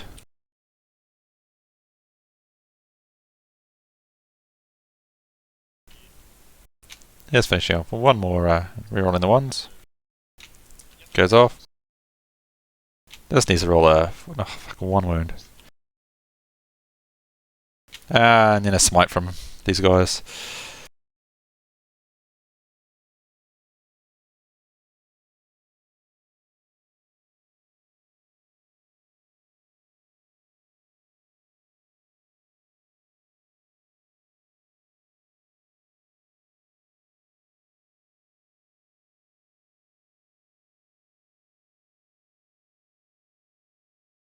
I just told him just cast smite because he was going to jump them, and I just said, look, all that happens to happen is that guy has to die, and he's taking him off the Rubik, and that's game.